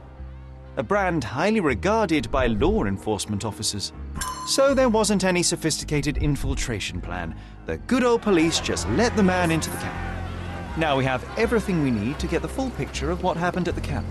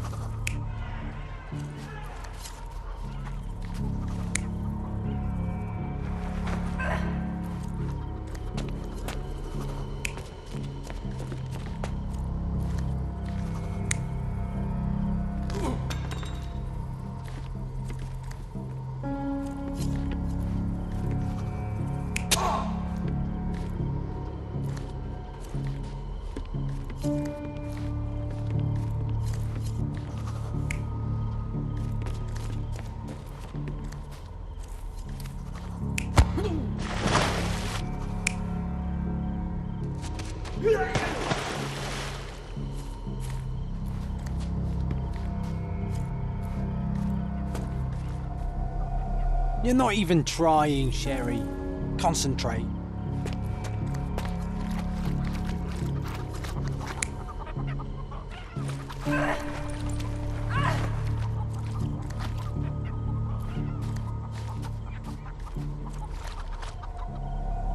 You're not even trying, Sherry. Concentrate.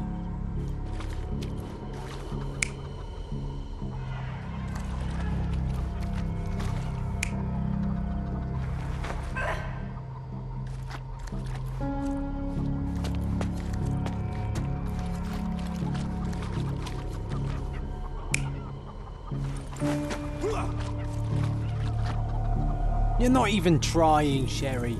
Concentrate.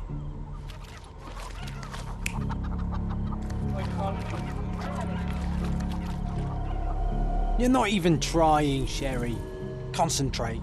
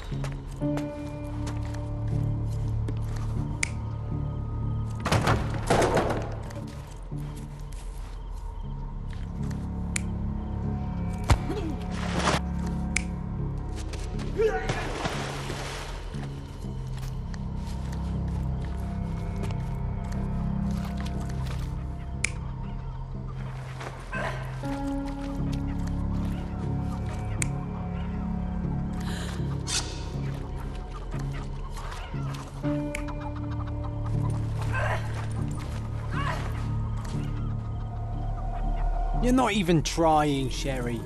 Concentrate.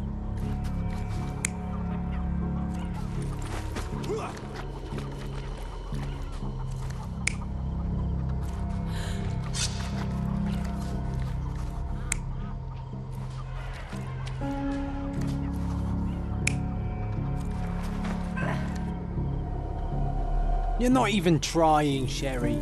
Concentrate.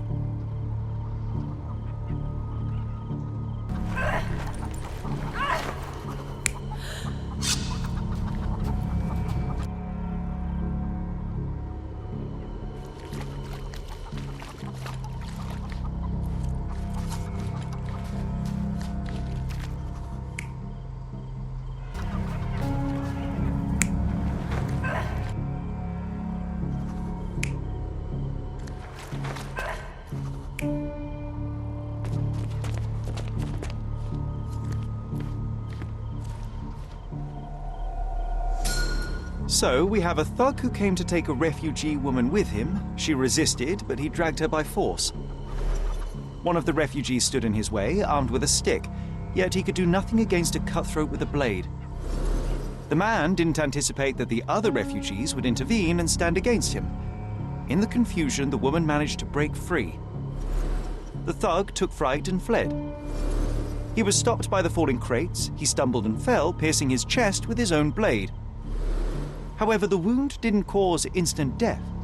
He managed to stand, but still bleeding, he lost his balance on the bridge and fell. Before all of this, the man had freely entered the camp through the main entrance. The police admitted him after they had a short smoke together. You live by the sword, you die by the sword. In our man's case, it's the same sword.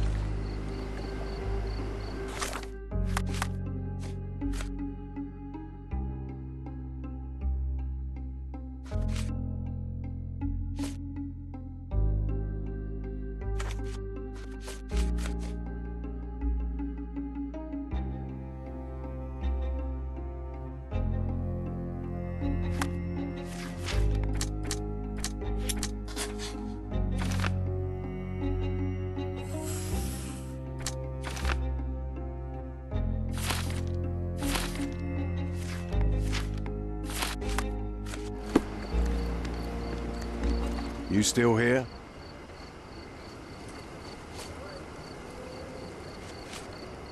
Inspector, I believe I can aid your investigation. I know who the dead man is and what really happened here. You do? Well, good for you. But I'm afraid I'm not the one you need to share your findings with. Speak to Mr. Harlow here. He's the one responsible for settling things in the camp. You don't even care to listen?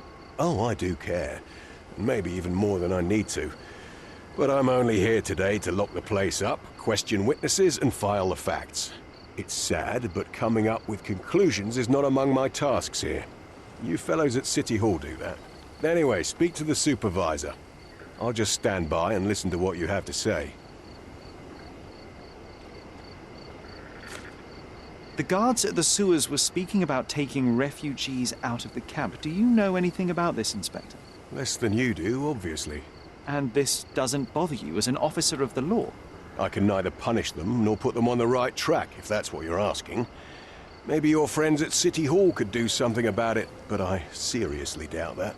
To be honest, I'm sick and tired of being frowned on for my uniform. If those fine gentlemen you've eavesdropped on are in some shady business, that's on their heads. Mr. Harlow, your refugees didn't murder anyone. What?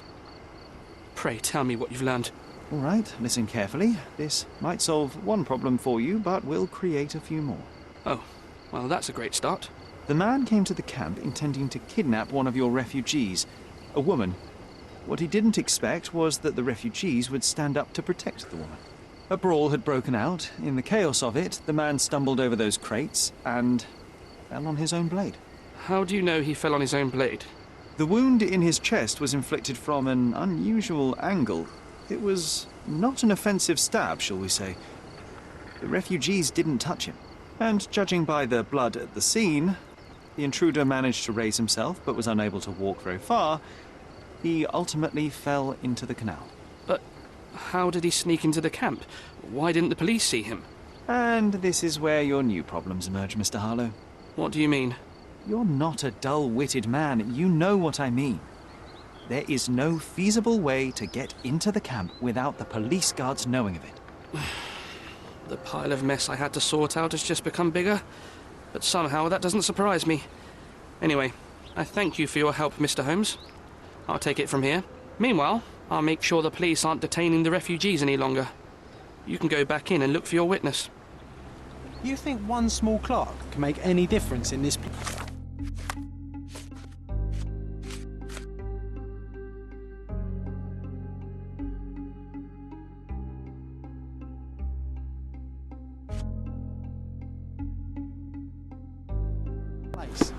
Who knows, John?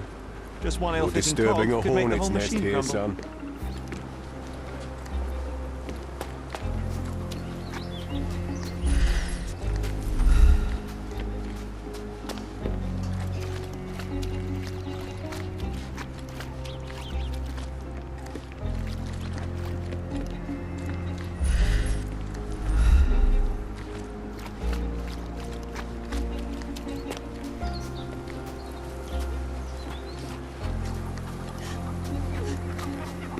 You're the one who tended to our man's wounds. I thank you greatly. The police didn't allow us to help him. The police will leave you alone now. I've proven to them that the man who came into the camp died due to his own foolishness. Thank you for standing up for us. But nobody would help us without a reason. You're here because you want something. Yes, I do. I need to speak with the girl drawn here. The dead man came for her too. He wanted to take the girl away, but we won't allow her to be hurt again. What do you want from Nayla? Nayla. She was hurt some time ago. I'm here to find the people who did this and bring them to justice. And to find them, I need Nayla's help. Will you let me speak to her? Justice. There's no justice on this land. But you helped us, so maybe your words are not empty. You can speak to Nayla, if she wants it. But I will be watching you. Hello, Nayla?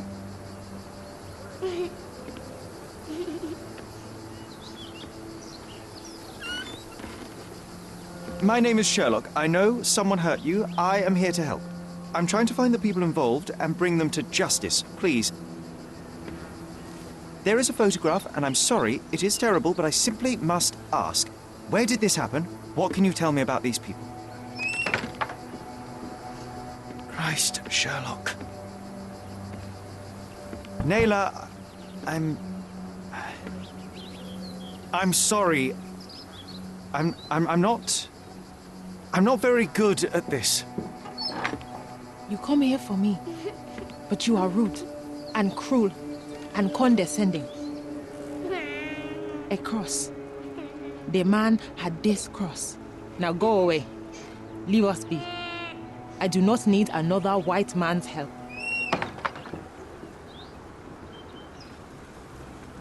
Oh, glad that wasn't me. Not my best work, John, by a long shot. Nayla doesn't want us meddling.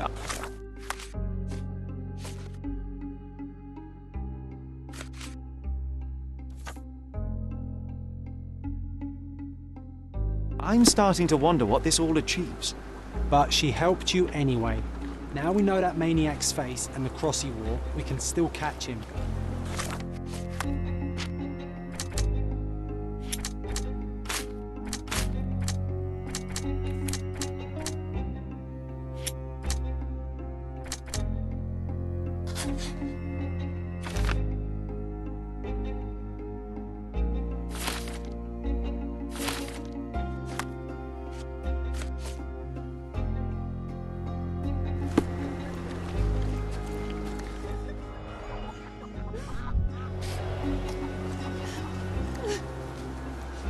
May I ask you something? They often take us from the camps to work. Most don't mind, though. It's the only way we get a glimpse of freedom.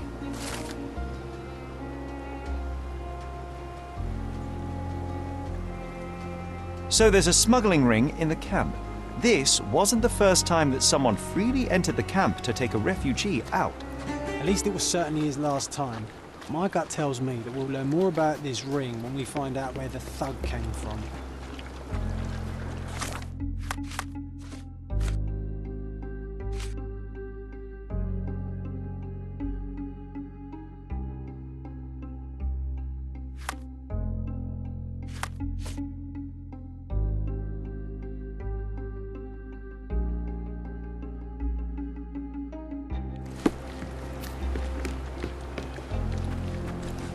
I owe you a lot, Mr. Holmes.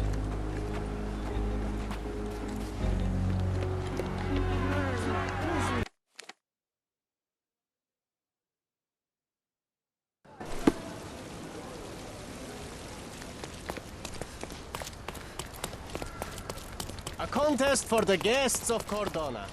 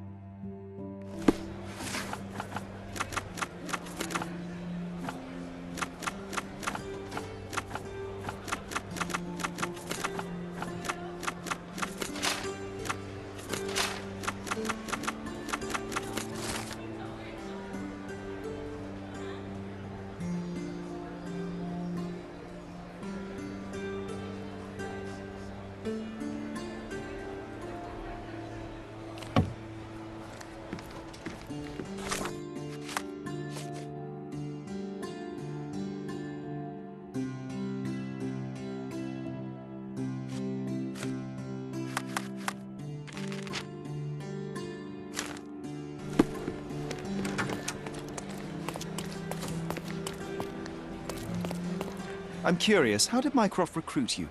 I doubt you're a field agent. I imagine you work with intelligence. That's correct. Your brother noticed me when I tracked down a spy at the archives. That's how our cooperation began. And you? Did Mycroft force you into this? Not at all. We simply have a mutual interest in someone. Or something. Of course. A fruitful and willing collaboration, I'm sure. Well, I'm his younger brother. I have to accept the consequences of being a close relative of an official figure. I suppose, in a way, we are colleagues, Mr. Holmes. In the remotest way possible, Miss Oni. Have you found anything helpful?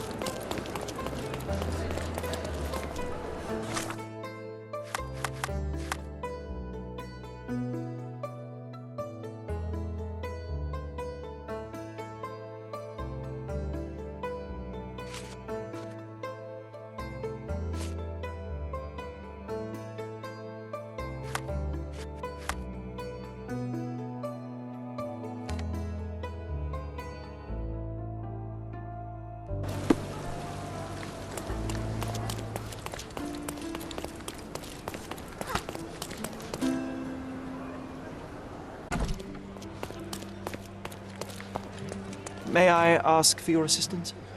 I can't.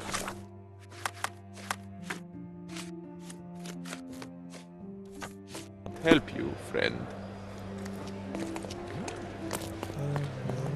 May I ask you something? Don't be angry with me, sir, but I don't know. Oh, I am bored. Call me when you find the answer.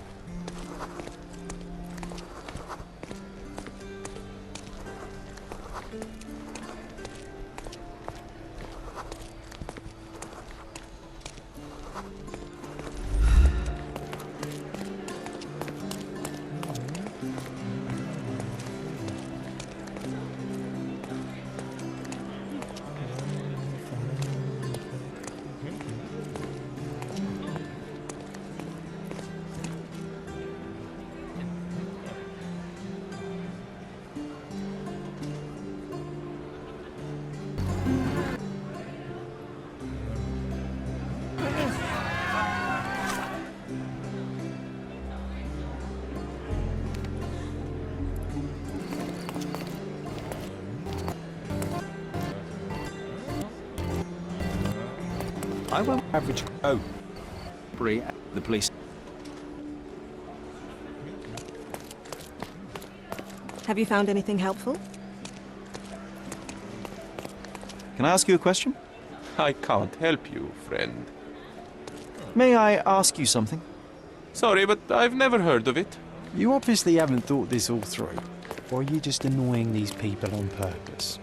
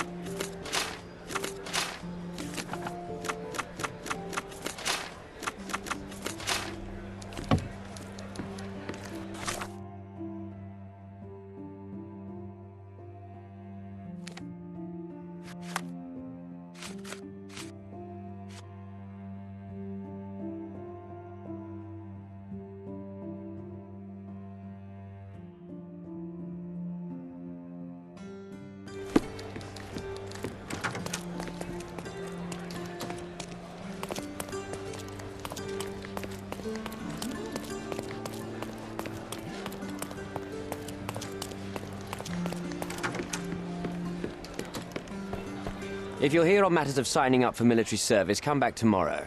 Our department needs to straighten out some business.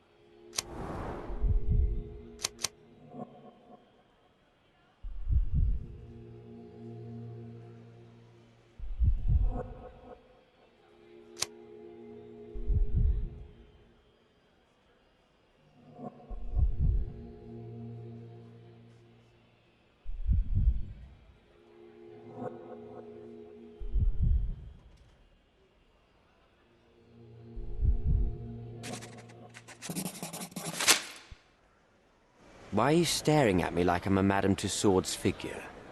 Didn't you hear what I just said? On my way here, I was wondering whether you might regret what you did. I tried my best to retain at least a shred of faith in humanity. I had hoped that you would hear her scream, see her face in your dreams, or at least once ask yourself how Naylor might feel. Who? Neither of my hopes were fulfilled. Why are you here?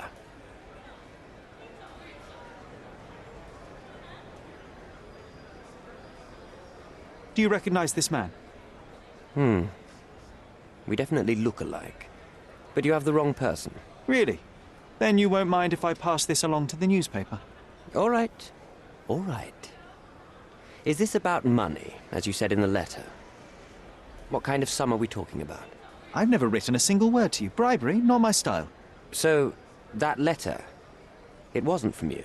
Well, it appears that more and more people in the city are finding out about your despicable hobby, doesn't it? You're in the clutches of justice, and very soon they will squeeze you. It's in your best interest to cooperate. Fine. I suppose now we have a nice long talk. Do you drink, Mr. Sherlock Holmes. And I do not. Shame. All the best discussions are accompanied by a glass of whiskey. But out of respect for you, I won't drink either. Respect? That's an unusual word in your mouth, Mr. Where are my manners? My name is Thomas Norton, a British envoy in Cordona on a military mission. So, where do we start?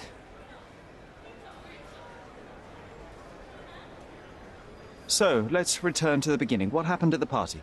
I vaguely remember that night. As usual at such parties, you meet people, you talk with them, they invite you to spend some time alone with them. What can I say? I got myself mixed up with the wrong company, and somebody must have mixed some psychoactive substance in my drink. After that, it's all blurry. I completely lost my sanity. I made a terrible mistake which I regret deeply. You don't say. Do refugee girls often appear on the menu at those types of parties? It's rather rare. So you didn't attend the party to engage in an exotic experience involving a vulnerable woman unable to accuse you of assault? I would never have planned such a terrible thing. What happened was just bad circumstance. Boniface Mercurio, does the name mean anything to you? He's an artist, right? The one responsible for the painting that compromises you. I found him dead in his room. Oh, that is bad. Wait, you don't think that I have anything to do with this? You had motive to kill him. Maybe I did, but listen. I know how this looks, but murder? That's on another level. I had thoughts that this Mercutio... Mercurio? Well, him, yes. I thought he could have been the blackmailer. But I was too afraid to make any hasty decisions. There were plenty of ways to fail by making a move, so I chose to wait. To see what he would do next. You have to believe me. I don't believe people, I believe evidence. Then look at the evidence. The painting that depicted you in the image of the devil was stolen by a mercenary. Did you have anything to do with it? I might be a rotten person, sir, but hiring criminals for illicit purposes is not in my daily schedule.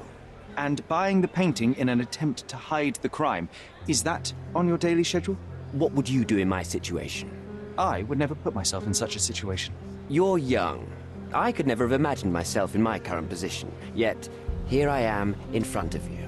We all make mistakes, Mr. Holmes. And I'm no exception. You mentioned blackmail. Tell me about it. All right. A couple of days ago, I received an anonymous letter. It said that in the art gallery at Caravansary there exists a painting that incriminates me. The blackmailer made it clear that if there is a painting, then a photograph exists too. And I should be wary of what it might do to my reputation. What does the blackmailer want from you? Money, of course. What else do such people want?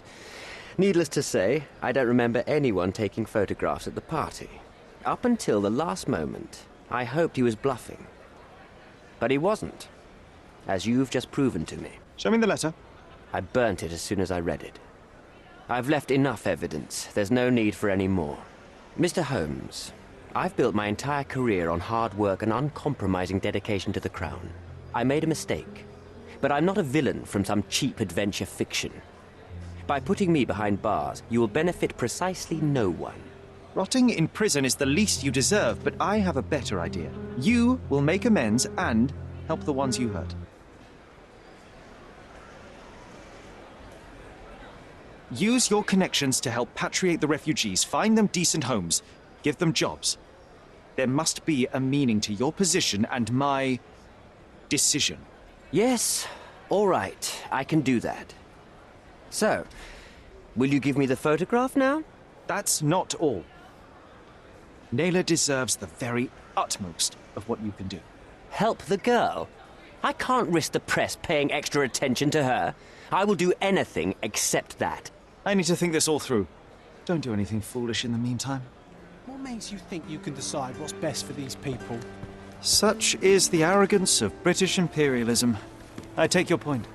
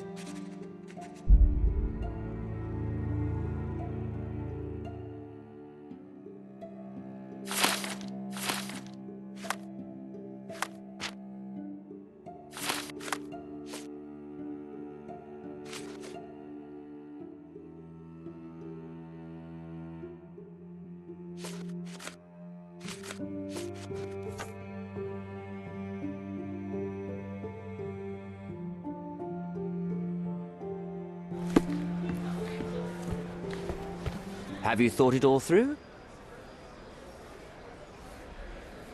Not yet.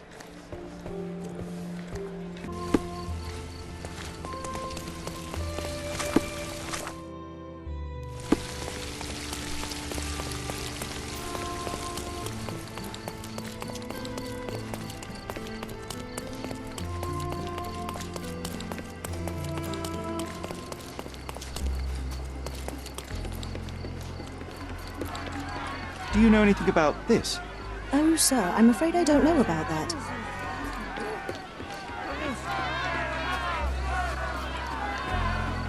Who isn't allowed to visit the crime scene these days? I owe you a lot, Mr. Holmes. You still here?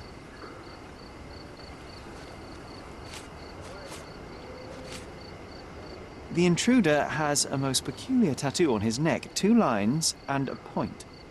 Do you know anything about it? You really want to know, kid? Why? You want to play a policeman or something? I'm sure you have it in your records, so it won't hurt if I have it in mine. In my records, it's just a tattoo, as it should be in yours. Ah, to hell with you. Suit yourself as to what you're going to do with it. Off the record, though, such tattoos are often connected to a man named Mr. Niccolo Bernadotti. Bernadotti, you say? A respectable businessman in Scaladio. His company imports goods and wines, and smuggles everything that can be smuggled between the colonies and the mainland. His people can be identified by an obscure tattoo, just like the one over there our friend has. But these are all merely rumors, you see. If Mr. Bernadotti was a criminal, he'd be in prison now. Or hanged, right?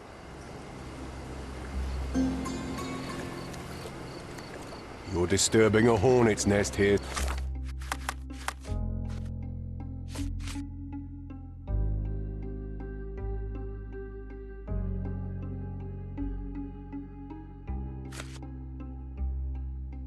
Son.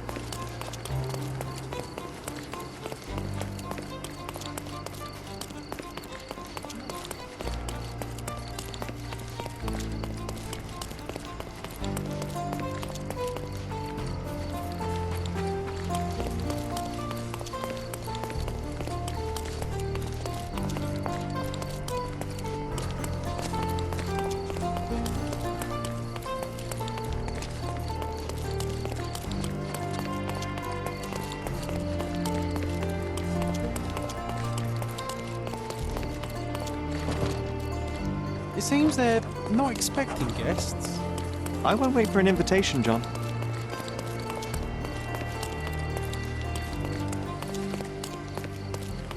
These workers don't look like your average Cordona folk. They're refugees. That's our way in, Sherry. Hey, yo. This is private property. You lost something. Good day, sir. I've been sent by City Hall to see Mr. Bernadotte about... Mr. Bernadotte isn't seeing anyone. You have 3 seconds to walk away or you'll never walk again. Capito? It's in Mr. Bernadotte's best interest to... 1... Listen, the man Bernadotte sent to... 2... I did try to resolve this peacefully.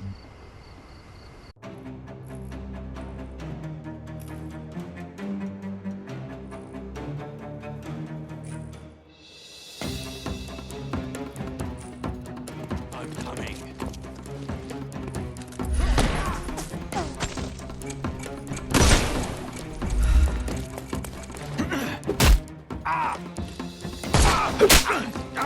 Take a rest, my friend.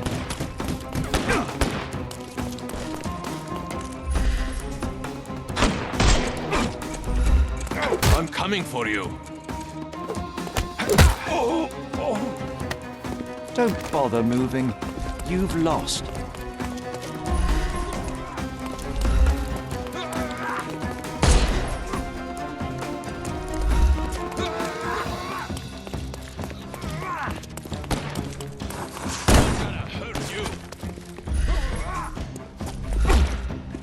The snuff's ready.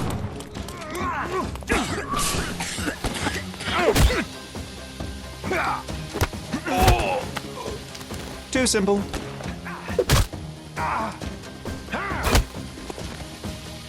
I'm coming for you.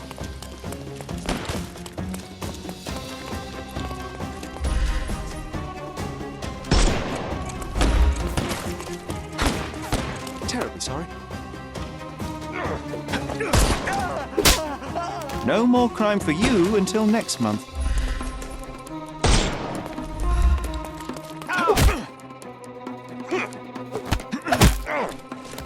Don't bother moving. Give him the pepper snuff.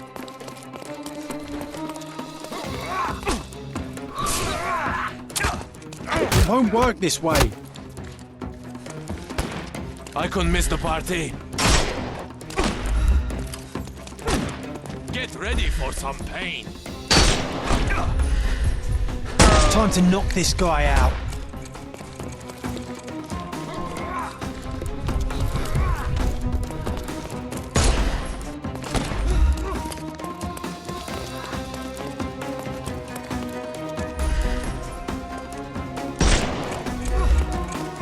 I'm coming. Take a rest, my friend.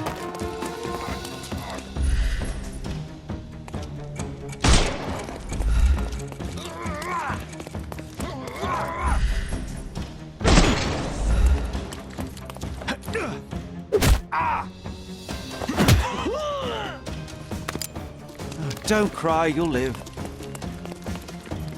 The snuff's ready.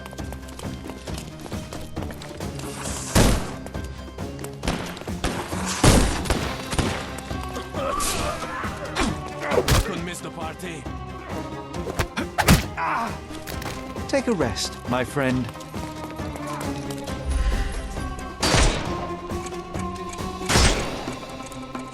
He's all... I'll put you 6 feet under.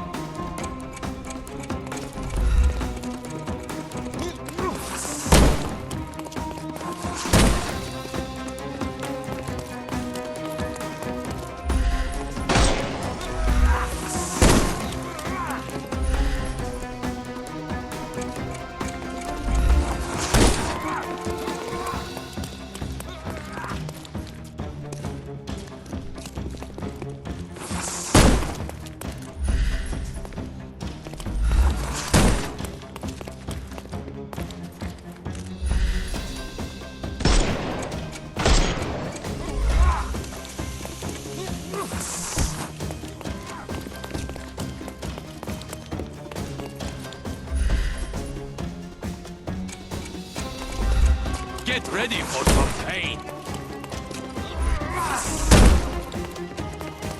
Give him the pepper snuff. Hello there. I'm coming.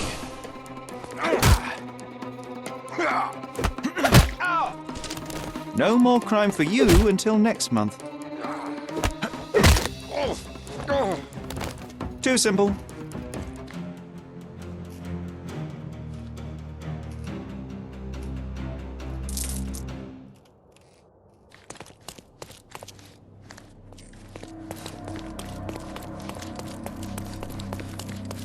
Sherry, look.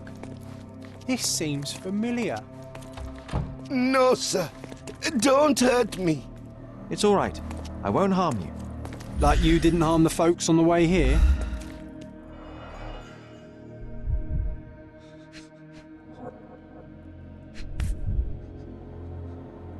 A Dogon statue from West Africa. A century old at least.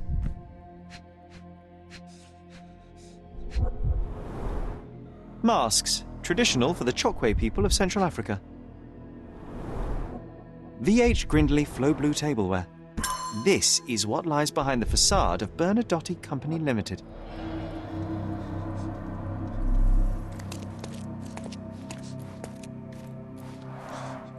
An amazing piece of culture. I imagine many collectors and museums would be interested in having it.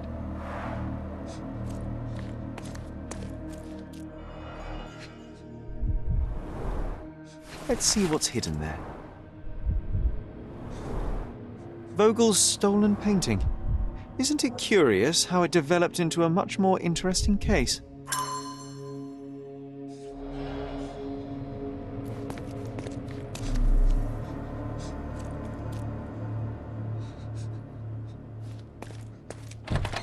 Don't come any closer.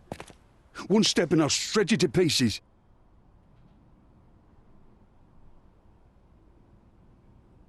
Keep standing in my way and no one will ever see you again. Righto. Yes. Yep. Well, excuse me, sir. I think I hear... I've got to... It's better I leave. Whoa. Oh, wow. That was as if somebody put my words in your mouth.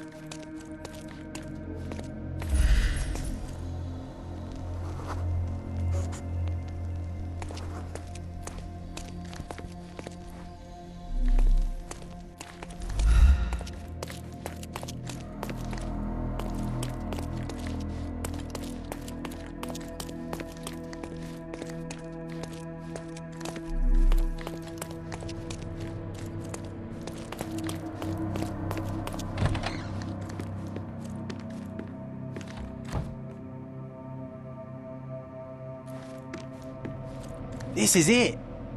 This is where all the magic happens. The Bernadotte Company Limited trade network reaches the most distant colonies of the Great Empire. Please don't Very shoot me. convenient for I have a family. Bernadotte.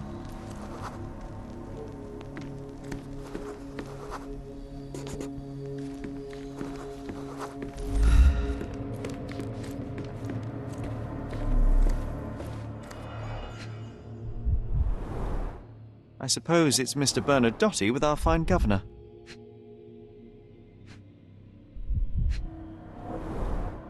"1875. It was taken a few years back. John, how many people in Cordona have a photograph with the governor, do you think? You definitely don't have one.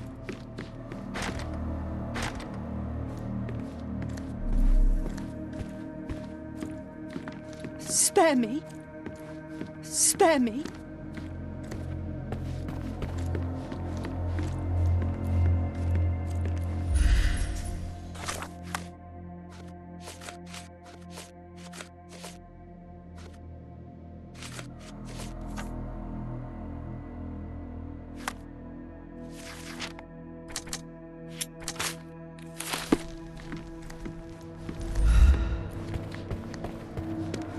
Spare me.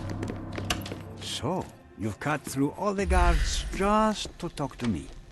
Then come here, and we shall talk.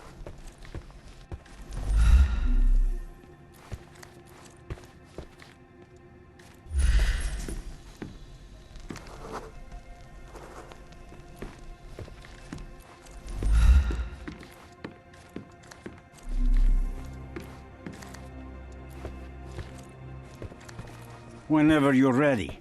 I'd hate to intrude.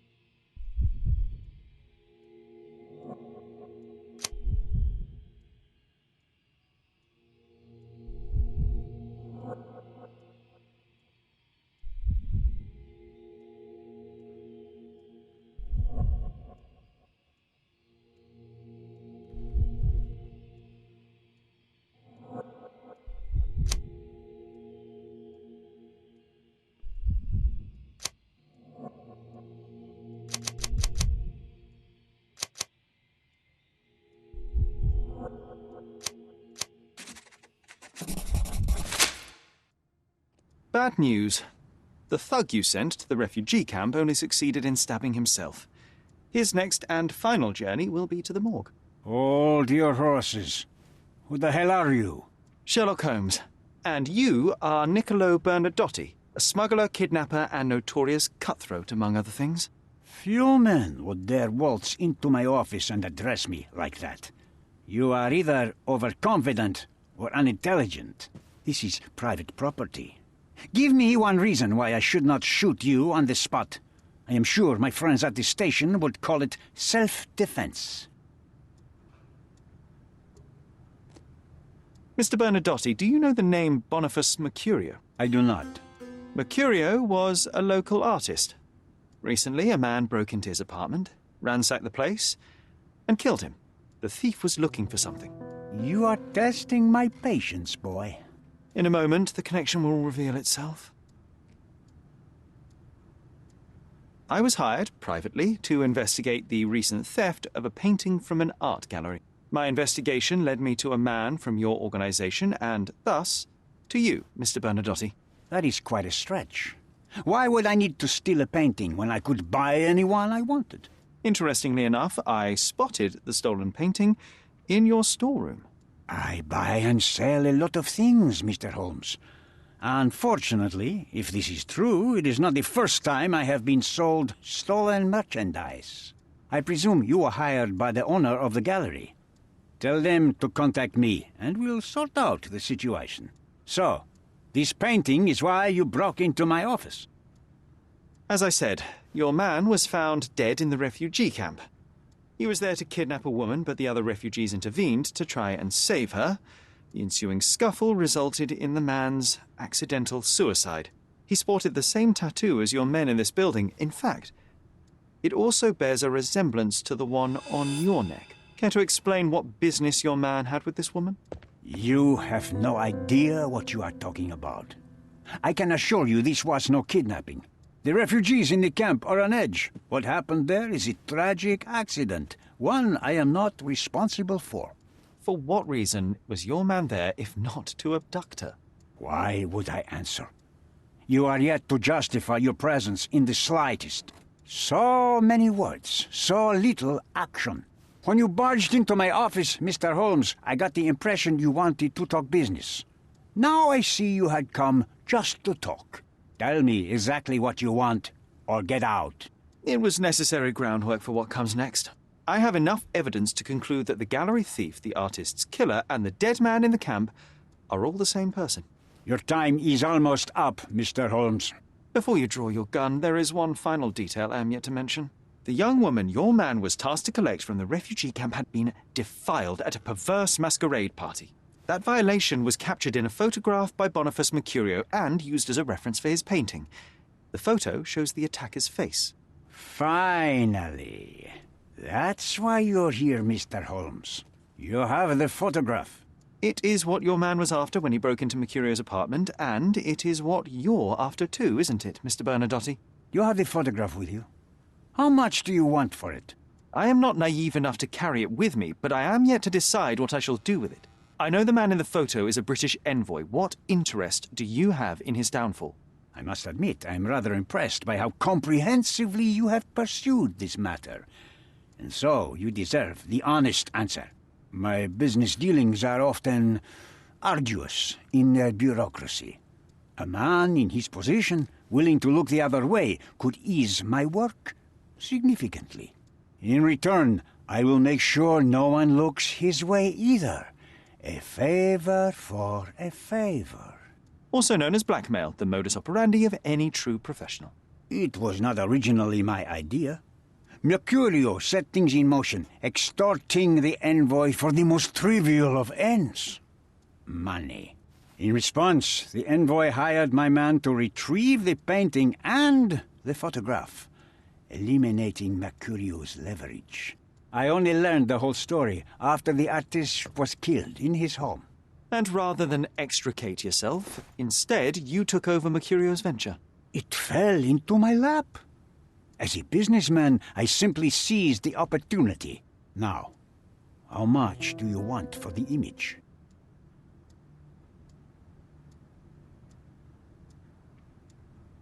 Why did you send your man to remove the woman from the camp?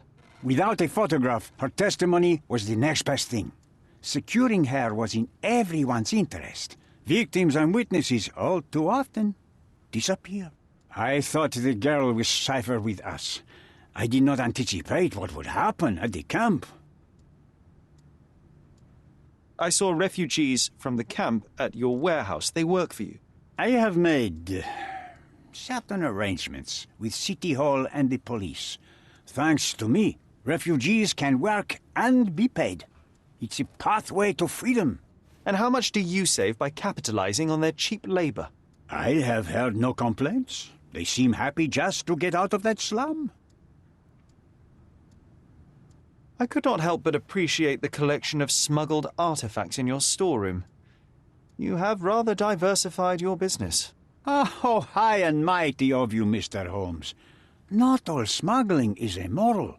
I pay generous rates to developing cultures and spread their culture to eager buyers. And furthermore, I supply many immigrants with a taste of home. A very convenient way of thinking. I have traveled wildly, Mr. Holmes. I've seen people in far-flung lands for whom my services are a lifeline. Without them, they would starve. The tax on cargo is often so absurd that it would be more profitable to simply sink your ship than dock it in the harbor. And trust me, I am speaking from experience. Why should I give you the photograph? Just name your price. What if my price were not money? You claim to have connections, Mr. Bernadotte. Perhaps you could improve conditions for the refugees. Give them a chance for a better life. Ha! I do have connections, Mr. Holmes, but help the whole camp? You are asking too much. I could, however, make arrangements for one person. The woman who was violated will have her own home outside the camp, solely for her and her child. She will no longer be a refugee, but a princess. That I can guarantee. Is that really possible? It will be neither fast nor easy, but I can do it. She deserves it, don't you agree? And as for her abuser, he will serve me, as much as he deserves. So in your plan, everybody will be given their due. Especially you, Mr. Bernadotte. Seems like a fair deal, no? I doubt anyone could offer you better. Simply give me the photograph, and the world becomes a better place. I give you my word.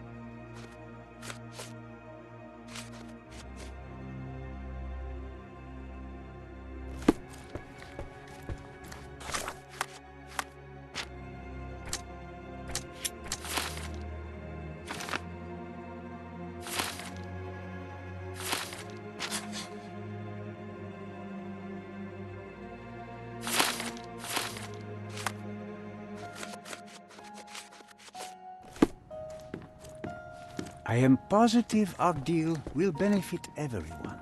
The front door's now open, sir. You can leave through it. If you want, of course.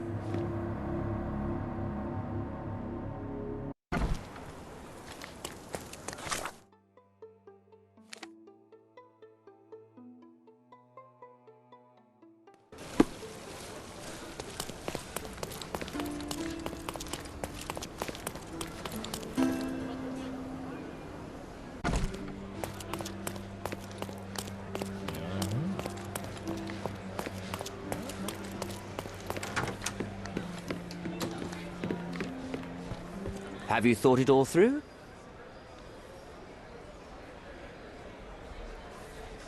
Almost. The refugees, what will happen to them? Well, I wouldn't be standing here in this fancy office if I didn't know how to pull the right strings. In fact, it's the only thing I know. The local governor will receive a decree signed by the House of Lords containing a request to patriate the refugees in the name of the Crown. From where did you gain such influence? I never asked you how you found the photograph. So don't ask the magician how he performs his tricks. But how can I believe you? Ugh. I presume you do believe in my selfishness. The initiator of the refugee salvation will be none other than the British envoy, savior and protector of those in need. It's a win situation for me, too.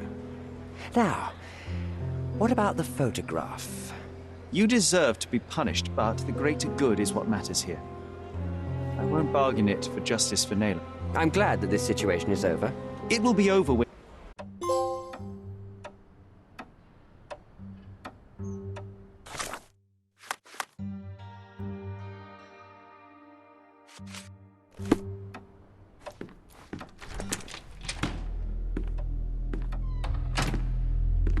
Mr. Holmes, you've returned. Have you uncovered anything new about the theft?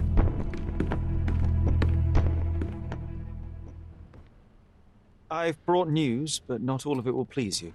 Fill me in, Mr. Holmes. I won't shoot the messenger. I tracked down Boniface Mercurio. I presume he wasn't delighted about the situation. He was not having a good day on account of his murder. Killed in his own flat by the same person that stole his painting. Oh, sweet Mercurio. Perishing in the pursuit of his art. How apt. I will miss his exceptional sense of humor. I located the thief, but found him rather cold. He was tight-lipped about the painting, too. Huh, he's dead. How very droll, Mr. Holmes. One presumes you were not responsible. It was an accident at the refugee camp. He impaled himself on his own knife. Life is nothing if not cruel and capricious. What about the stolen painting? Have you located it? I found the painting, but I could not retrieve it. Well then, where is it? In Bernadotti's office. Bernadotti? That shady businessman? Why would he steal it from me? I'm afraid you'll have to ask him yourself. I take it you found something more then. What happened to your crusade of truth? Was it not that important, after all? No truth will satisfy you, Mr. Vogel. It was not an attack, Mr. Holmes. If you've chosen not to tell me, I respect your intention. But it is just rather boring, isn't it? It is what it is. Well, now that we've resolved all of our outstanding matters, I have a gift for you. I took the liberty of having it delivered to Stonewood Manor. I am told it belonged to your mother. And what exactly have you sent me? Frankly, I'm not sure how to answer that. I trust you'll know. Previously, you mentioned there may have been more to my mother's passing than consumption. It appears you were right. Oh, dear. I'd hoped to be wrong. She was unstable, mentally unwell. She required sustained, specialized treatment, but her madness persisted. I knew that Violet had disappeared from the public eye, but had no idea of her suffering. I cannot imagine what you're feeling. I'm fine. Thank you, Mr. Vogel. I am curious to see what you have procured.